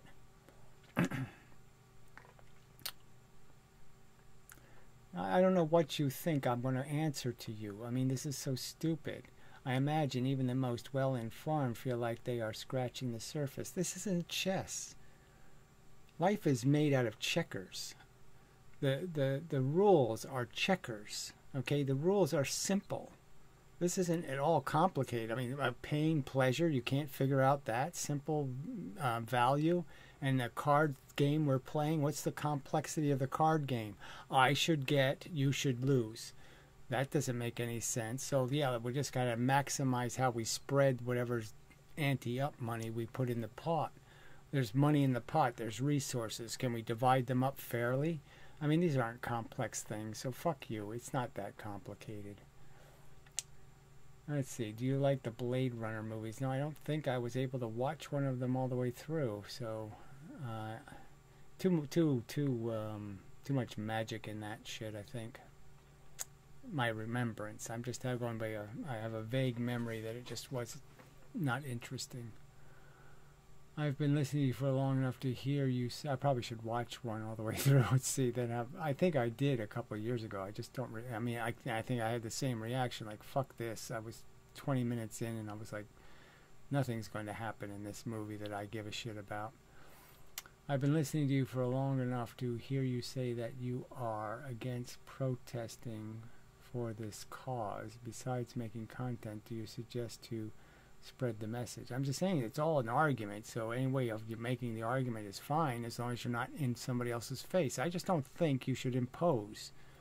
That's my argument, okay? I mean, even to impose, to stop imposition, you shouldn't be imposing, you know. Imposing is always bad. So if you're in somebody's face and you're obnoxious, I just don't think you're playing fair. I don't want somebody to do it to me, so I'm not going to do it to them. I guess it's as simple. I don't want somebody blocking traffic and doing all this other horse shit, thinking they should control what I think. Fuck you. Your opinion is not better than mine. You know, you shouldn't have a bullhorn. You shouldn't be speaking louder than me. You know, all that shit shouldn't happen. Dummies talk about free will, whereas you don't even control, whereas they do not even control their own bodies. You can't stop your heart, lungs, etc. from working. Human robot is working all the time. It's on its own as programmed. Yeah, so what? I mean, obviously the whole point of it is the, you know, most of the wattage of your body is consumed by your brain. You know, it's doing most of the work. The body is just a way of keeping the brain working, you could say. And the brain's function is what keeps the body alive long enough to do the reproducing. And that's the reason why we have the body-brain duality, or whatever you want to call it. I used to play video games for, you know, years ago, back in, you know, the Atari days, and then I played Tomb Raider for a while. And I realized just how addictive it is, just how much more fun it is to play in these fake worlds and have these little fake challenges and, you know, puzzles to solve. And but then I also realized, well, this is a huge waste of time. And so I realized that I'm not going anywhere. If the game was more informative, that is, if you could have learned more from it, I would have said okay, but it wasn't enough of a learning game. They really need to make like a video game where you learn physics, or where where you learn something, and there really aren't any like that. They're all Trivial Pursuit kind of bullshit. I agree, it's lame that Benatar backstepped on the idea of antinatalism. Well, he backstepped on it covering animals, so it wasn't antinatalism. But what do you mean? Do you think it's for his professional career? I think he was always an academic, and so I think he didn't consider any of this subject in any thoughtful way. I would argue he didn't have any real empathy, because if he had any real empathy, you couldn't be a backstabbing reversal, even if it was for profit, for your own benefit. You couldn't stab all those little animals in the back like that. And he stabbed them all in the back. I mean, he decided, you know, he was trying to build a rescue boat, and then he sank the boat. You know, said, fuck you, we're not going to rescue you. Let's see, free will doesn't make any sense. Yes, I know that. Can you have a process that's neither random nor deterministic, unless I'm missing something? Well, these words don't mean anything. There's no such thing as a random. So that's the first thing that should be understood. There's no spontaneous. So it's a cause and effect universe. Everything is deterministic. Let's see, you have my vote for president, Gary. Yes, well, I have my vote too, so that's 2. Your thoughts on the game spore would be interesting. On the game spore. Oh, okay, yeah, I don't know. The way you talk about imposition is one of my favorite methods you use to make points. I learned that from that. Also, you were not doing good after that maniac. So I don't know why you have to keep bringing up this crap that has nothing to do with me, but whatever. Was it. What? Also, you were not doing good after that. Can't control who listens. So I don't even know what that means. I wasn't doing good. What the fuck are you talking about? I'm just going to delete the message because it's incomprehensible and stupid. Or whatever. LOL, I don't mean to be offensive or irritating. I'm generally curious. I'm sorry if my username is so repulsive. It's repugnant is what it is, but yes. I'm going to paraphrase him here, but I think I recall him saying that one has to make a list of the other arguments to arrive at a conclusion that is intelligent. That intelligence obligates action. I understand the concept. I don't know what that means exactly, but obviously my higher brain doesn't have any power. All it can do is suggest to the moron, the animal. And so it has to first convince me, okay? And then I have to make the animal think it's in its interest to make this video and talk to the chatters and do whatever you have to do to try to, advance the conversation. But yes, unfortunately, everything triggers me. See, somebody asked, are you a vegan? Again, who cares? If I argue for veganism, would it matter whether I was a vegan or not? I mean, theoretically. If I said anytime I could have a chance to vote against, make meat products cost more, anytime I have a chance to discourage people from being meat eaters, anything I can do to discourage the behavior, and encourage veganism. So I've made that declaration. Is there something else I have to actually do? So I'm just saying this idea that somehow we're going to solve the problem by being vegan. Yes, I am vegan, but I'm just saying this doesn't solve a problem. It's a tiny percentage of the problem. All right, and I just don't like that there's so many people thinking, oh, this is all we have to do. We all become vegans and somehow everything will be just fine. Well, it won't be any close to being just fine. In our age, I mean, it also just denies the truth that there are some people who physiologically, psychologically can't get past their need to eat meat. So why badger them with some sort of like, you have to be one of us? It's almost like I don't care if somebody has kids as long as they say, I would like us to have laws against welfare, and I have laws against, subsidizing kids, so we don't pay for their education, do all that shit. Make the people who have kids, make them go to, make them go to work camps if they can't afford to pay for their kids. Make them pay for them. Do whatever you can to discourage this reckless child production. That's all I want from that person. That's what the cause needs, is advocates. Okay, it doesn't need people marching in the parade. All right, in our age,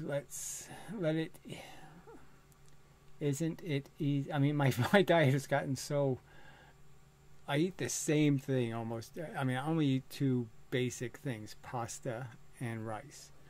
And then I just have vegetables. So I just make one pot of food every night, and that's what I have every fucking night. I'm a little disappointed because, man, 2 years ago I had this fantastic, I mean, the beets grew so well. I had these big giant beets. It was just so good. In the last 2 years, I've just had such trouble. I mean, they're just little scurvy beets, and it's just irritating that I haven't gotten nearly the yield out of my garden. But anyway, let's see. What would you like to talk about? Fuck you. I don't want to talk about anything. I really don't. I mean, it's all work. It is work, arguing. Understood. I will do better. Okay. Don't know what that means, but fine. Let's see. Life sucks, but there's a lot of so-called transhumanists. Yeah, well, whatever. I can't, you know, it's fine to live hundreds of years, but you really have to do it at something like being no older than 50 years old, right? Because if you're any older than that, it's not going to be much fun. What do you think of token-based population control policy where everyone is granted the right to have one child and people acquire reproductive tokens? Yes, I think it's fine to allow people, well, I don't even see the point, frankly, of even going that far. But clearly the idea that there should be some, it's still not just about a right to have kids. You have to have a nest to have the kid in. So I'm still more for an obligation to realistically being able to properly care for your kids. So I'd almost be more in favor of building Disneyland kind of orphanages. Build a perfect orphanage and then start taking kids away from the morons. And maybe when the kid's 11 years old, give him the choice to go back home to mommy and daddy if they want to. You know, but I think if they're shown what civilization is and then shown what their parents are, that they'll make the choice to stay with the institution than with the parents. Let's see, but no, we don't want to spend any money. So, you know, those kind of things will always never finance an orphanage. You know, it's always going to be doing it on the cheap. I know we had a little bit of misunderstanding last time. I popped in earlier, something said you didn't believe in ontology. I don't believe in using the word ontology. What the fuck is it for? I mean, it's not common language. Why would you use it? Why wouldn't you just say, I don't believe in storytelling, or I don't believe there's a narrative? Of course I believe there's a narrative. But why would I use the word ontology? Anyway, I wanted to ask you if our human sense of ethics, so I don't know what our human sense of ethics is, right? The whole argument here is that humans have insanely diverse perceptions of ethics. And our capacity for goodwill, so again, the capacity that's only, in my opinion, demonstrated by intelligence. Until I was intelligent, I wasn't good-willing. Are extremely rare in the universe. Is it possibly worth... so as you're saying, it's that decency is or intelligence is extremely rare, and I'm saying, well, life is extremely rare, but if you have a brain, this doesn't take much brains. I mean, figuring out that it's not a single-player game and that you're not paying for it all isn't complicated. Alright, let's see. Have a good question, in my opinion. Well, that's really doesn't mean much, but go ahead. What do you think of some world leaders saying they are trying to live to 150 years, or I don't know what world leader you're talking about, by using organs and technology to treat certain diseases? Well, whatever. I mean, people's ambitions to do something, why shouldn't they have the ambition to prolong putting off death? Who wants to die? I mean, frankly, you know, again, you have to be in a negative condition. Yes, then you want to die. So, no, I only want to live to be 150 years old if I don't have to survive cancer to do it. Hello, Gary. I wanted to know what the best way for ethics to fight back against ill wishers and trolls. Well, why are you asking me? I mean, obviously I don't have any weapons against these lying scum who want to sully and defame us with their slander. There's nothing you can do. I mean, you could fight fire with fire, but that's fighting shit with shit. I mean, why would you bother? So I'm not going to lie about them. I'm not going to make Photoshop videos. I'm not going to sit there and try to buffoon them. So fuck it. There's nothing you can do. You just sit there and say, well, these arguments aren't going to work on intelligent people. So I can only assume their audience is going to be morons, and I'll leave it at that.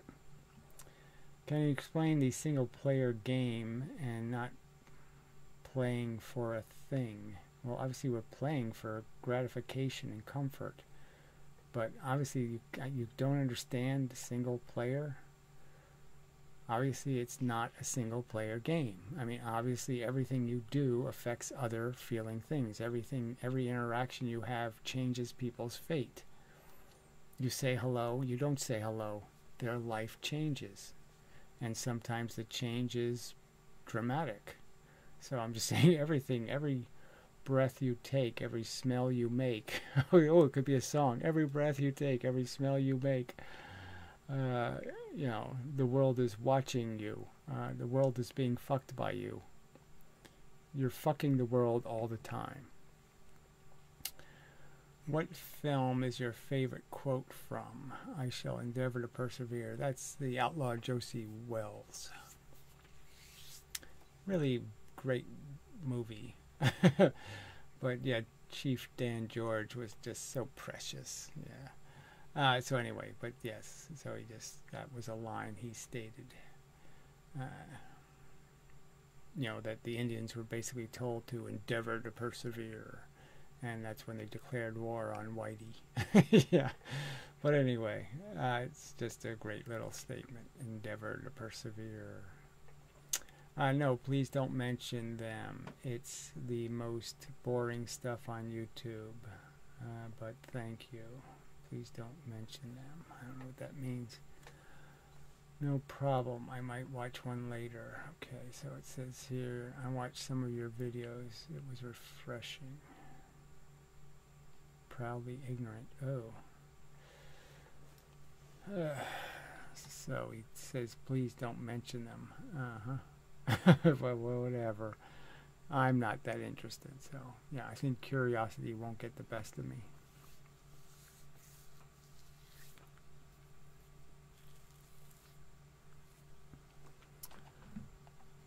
Involuntary suffering is always quite unreliable. Yeah, quite unreliable.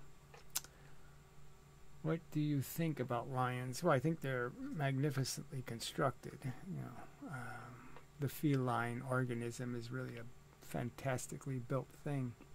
But beyond that, it's all quite insidious and horrible. I mean, they're just very pretty crocodiles.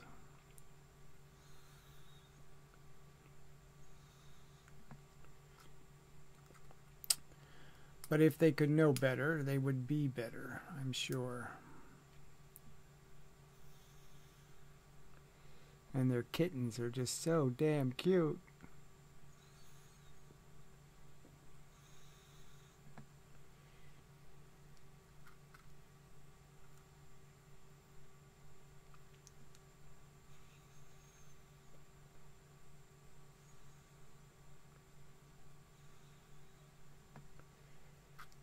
Oh, I didn't know the most favorite tattoo. I thought that would be like dragons or something.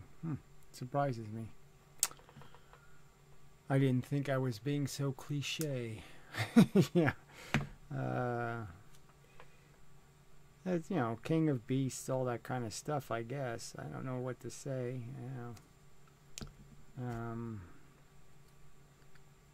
I mean, you know, lions are, obviously the males are obnoxiously male.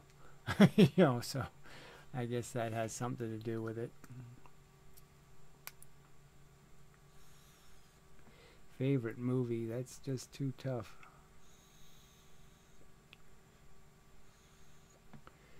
So many good movies, frankly. Let's see, I could think of the movie I've watched the most times. So it would probably be a contest between A Christmas Carol with this Sims guy, whatever his name was, and 12 Angry Men. Probably seen that a zillion times. I mean, some movies I have running all the time on a little picture viewer, and so you know, some I've seen like literally hundreds, thousands of times by now. Even though I don't listen to the sound, it's just the old images are somehow comforting to me. I was disappointed by War of the Worlds. I remember the old version being more interesting than it actually was. It really, and it was such a lame ending, with the church and all the aliens die of the microbe and they all just happen to survive by being in a church, and that was all kind of lame.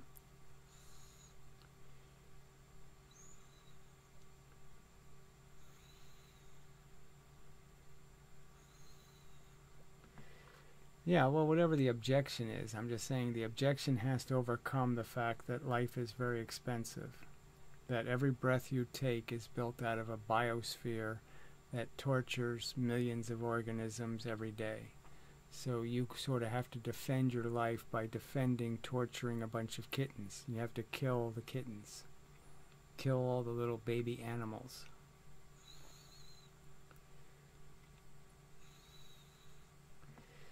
Well, it's very good to quit smoking, yeah. Yeah, I don't think you should adopt a cat. I think, you need to... Cats should be euthanized. I mean, nothing should be a pet.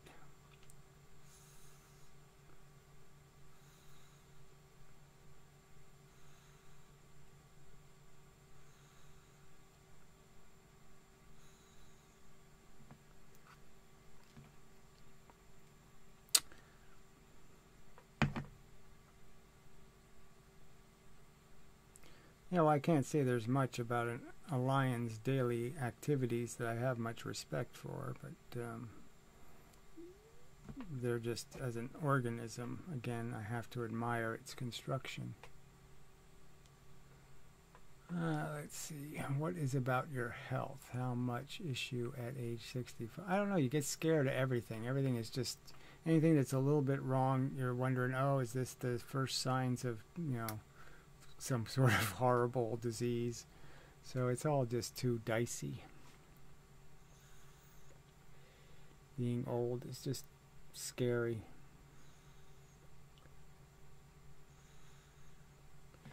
Yeah, well, at 21 you really can't even imagine, I didn't, I mean, I knew I was going to die someday, but you really just didn't, until it's really creeping up on you, until it starts crawling up your socks. You really just don't get it.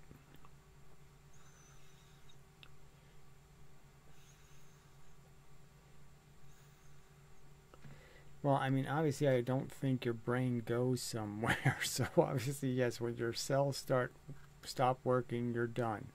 You're all gone. And something new, okay, doesn't poof into existence because you died. It just poofs into existence as everything gets poofed. So obviously there's no one-to-one relationship between, oh, a man died and now a new person was made. There's just a correlation in terms of that we're in sort of an equilibrium. So that's sort of the rules. But I mean, when you're dead, you're dead.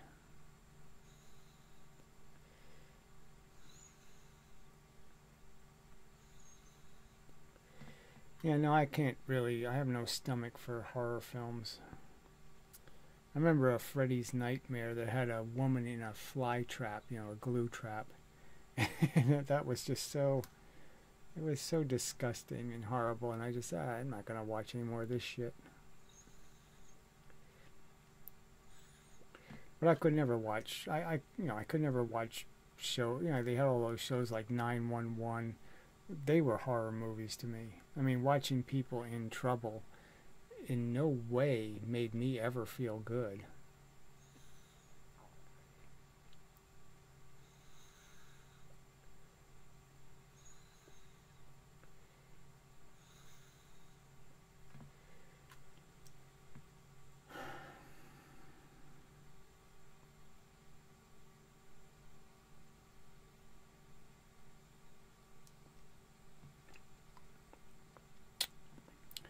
All these arguments, I think, seep into people. So, I mean, you don't expect an immediate reaction from people. It does have to creep into them. Again, I didn't become a vegetarian overnight. It took me a while to... I knew it was wrong, and it took me a while to get around to saying, I'm wrong. It's not just wrong, I'm wrong. and I have to stop being wrong.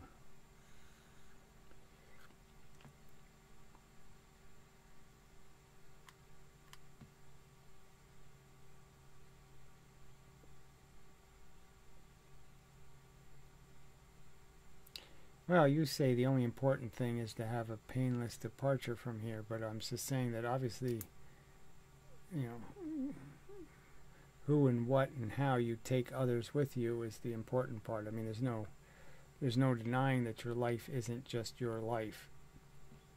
It's what you left behind.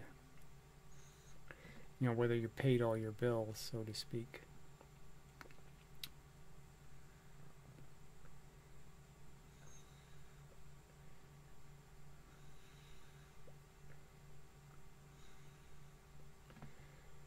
I don't know what that even means. Here's another idea. If we give up trying to rid the world of suffering eventually, including the animals, would that not be a betrayal of the vast, painful effort already exerted in that interest? Who cares? I mean, this is like the Yoda argument. There's there's do or do not do. There is no try. So, obviously, in the end, you either succeed or fail, and effort isn't going to mean much. Now, from a personal standard, I'll argue effort is required for success. So, there's no point in saying there is no try, because try has to be what you're doing when you do.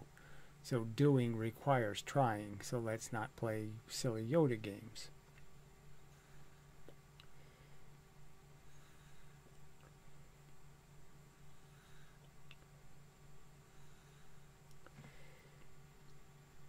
I don't have much respect for, obviously, academic science has lost a lot of integrity. They're really not out to find the truth. They're just rewriting a new religion. The new religion of the singularity and their space travel or something, or whatever, Star Wars galactic, whoring. I don't know what their plan is. Fly to Mars and hump some rocks.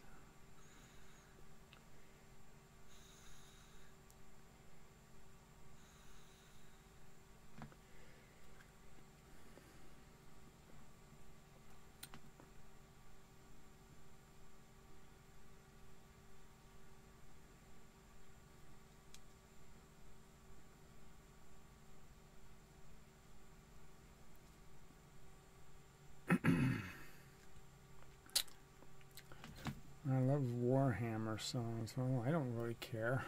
What do I care what you love? It's music. I mean, that's just so personal.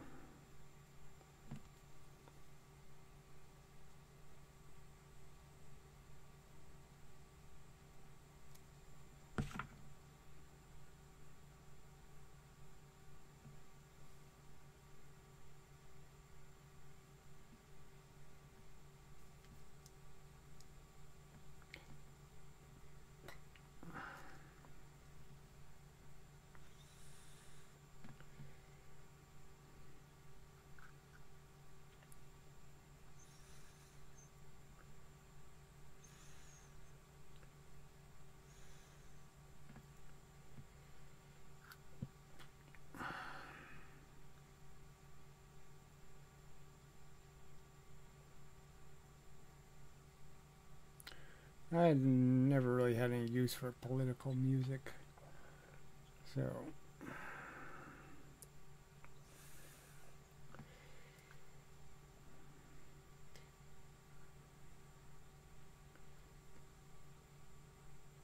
I mean, lyrics were always sort of irrelevant.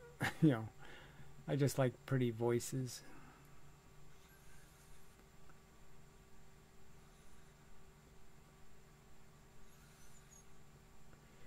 Well, I liked living in Louisiana in the sense I loved the climate. I mean, I liked it warm. I suppose to some extent I liked all the life that was around, the lizards and this and that stuff to play with. But the people in the South were brutal and harsh and crude and stupid, and so yeah, didn't like the people any.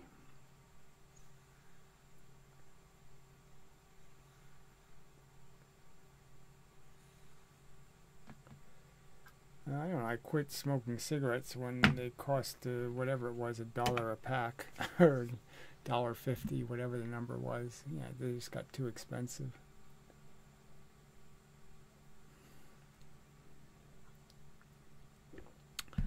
Yeah, San Diego is quite perfect. I have to concede. The one time I was there for a few days, it was just so perfect weather. Just hard to deny. If they have the same weather every day, it's pretty damn nice. But it really can't be that good, right? I mean, it has to rain, it has to do all that shit, or everything would dry up. If the video catches your interest, do you watch video recommendations? I watch physics videos mostly. You know, I don't think there are any other videos worth watching, frankly. You know, and the physics videos are just to argue with them. So, yeah, I have to say that I don't. Nowadays, I'm more likely to watch a movie than watch a video.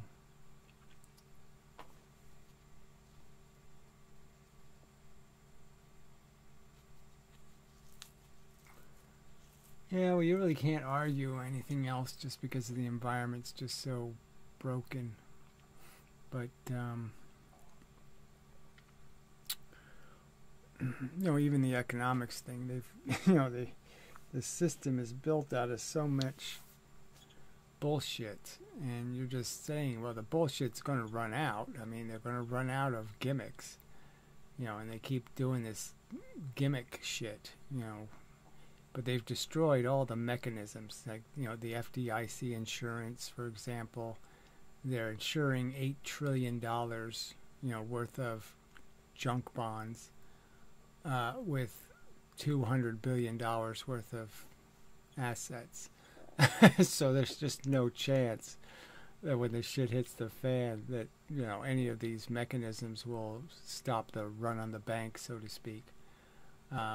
So the thing, it's going to get quite ugly when it all falls apart, because the rich have been promised, you know, 170 pieces of pie, and there's not even one piece.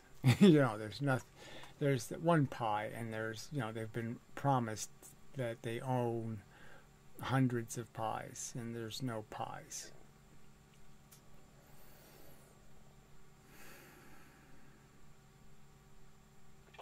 What do you think about the book, The Selfish Gene? I didn't read all of The Selfish Gene, because frankly it's a little bit boring. But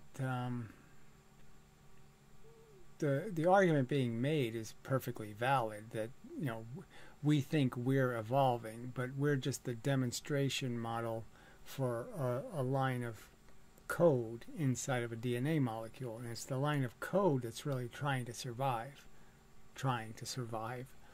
You know, that's in the survival game. And it's whether or not that line of code is preserved somewhere. You know, can it be exterminated? Can it leave a remnant of itself? So even that way, the way that genetic code sometimes hides for 100 years, you know, because it has a copy of itself somewhere else, and that copy will get thrown back into the real movie, and it'll be a player again. You know, that kind of, so it's all these subtle things about how chromosomes work. So it's a technical book in a lot of ways. But the idea, okay, that you could describe it all as being selfish is fine, but you can't take the word seriously. It's not really selfish. It just has to do with the fact that you can't win by not forcing it to happen, in a sense that you have to be, by circumstance, the aggressive gene.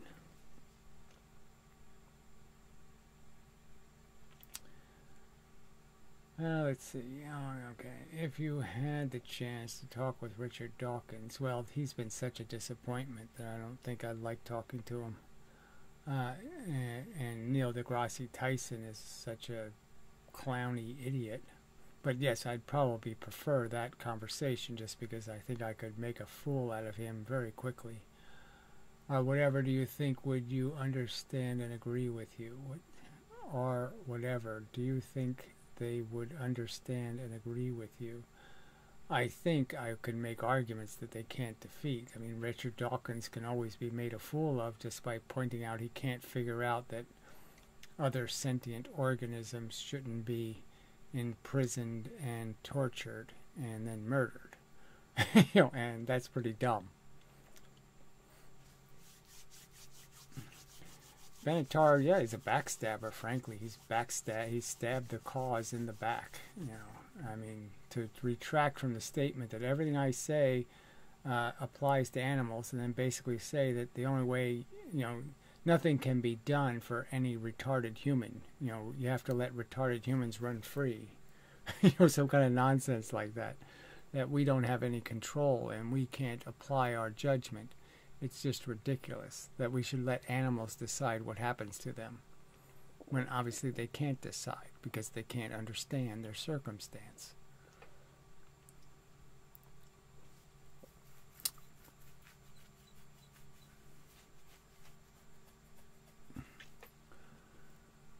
I don't know what this gameplay videos, I don't think so. If it turns out to just not be humanly possible, well, I don't that's like as unbelievable as saying if it turns out bananas aren't edible. Sorry, they are edible. Let's see. Refined a lot in the last years, was full of anger at the beginning. I don't know if that was true. I was just a little bit more emotionally vulnerable. Animals are more, I guess I still get plenty angry, frankly. Just depends on the subject, I guess. There may be something else that would be pleasant. Then maybe something else that would be pleasant. I don't know what that means. Animals are more built for the grueling wilderness, however. Oh, says you they are.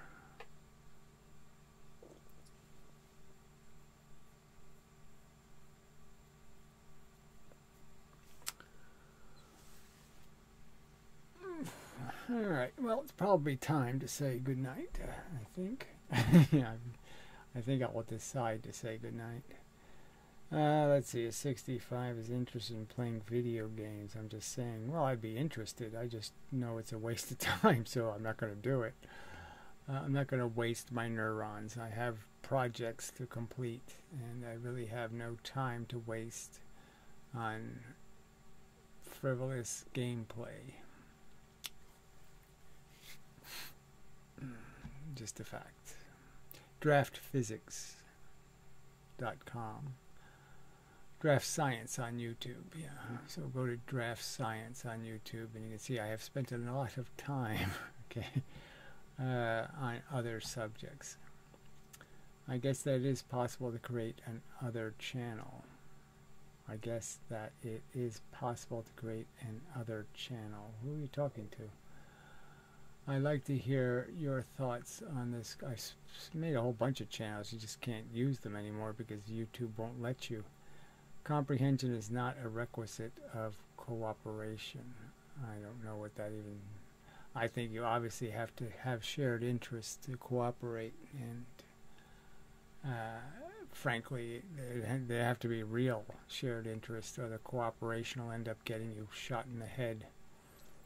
Obviously, we cooperated with Osama bin Laden. That wasn't too smart. Anyway, till the next time, and such and so forth and whatnot, I think I will rest. Yeah, rest. I shall escape for a few hours in the the better world of my fantasy thoughts and dreams, which really are kind of tormenting. Frankly, my dreams are always work too, so I don't really get any time off. I used to dream of nice things now and then, and I just don't do that too much anymore, which is disappointing. But tough shit. Yeah, that's life. Anyway, till the next time, such and so forth and whatnot. And I shall end it here.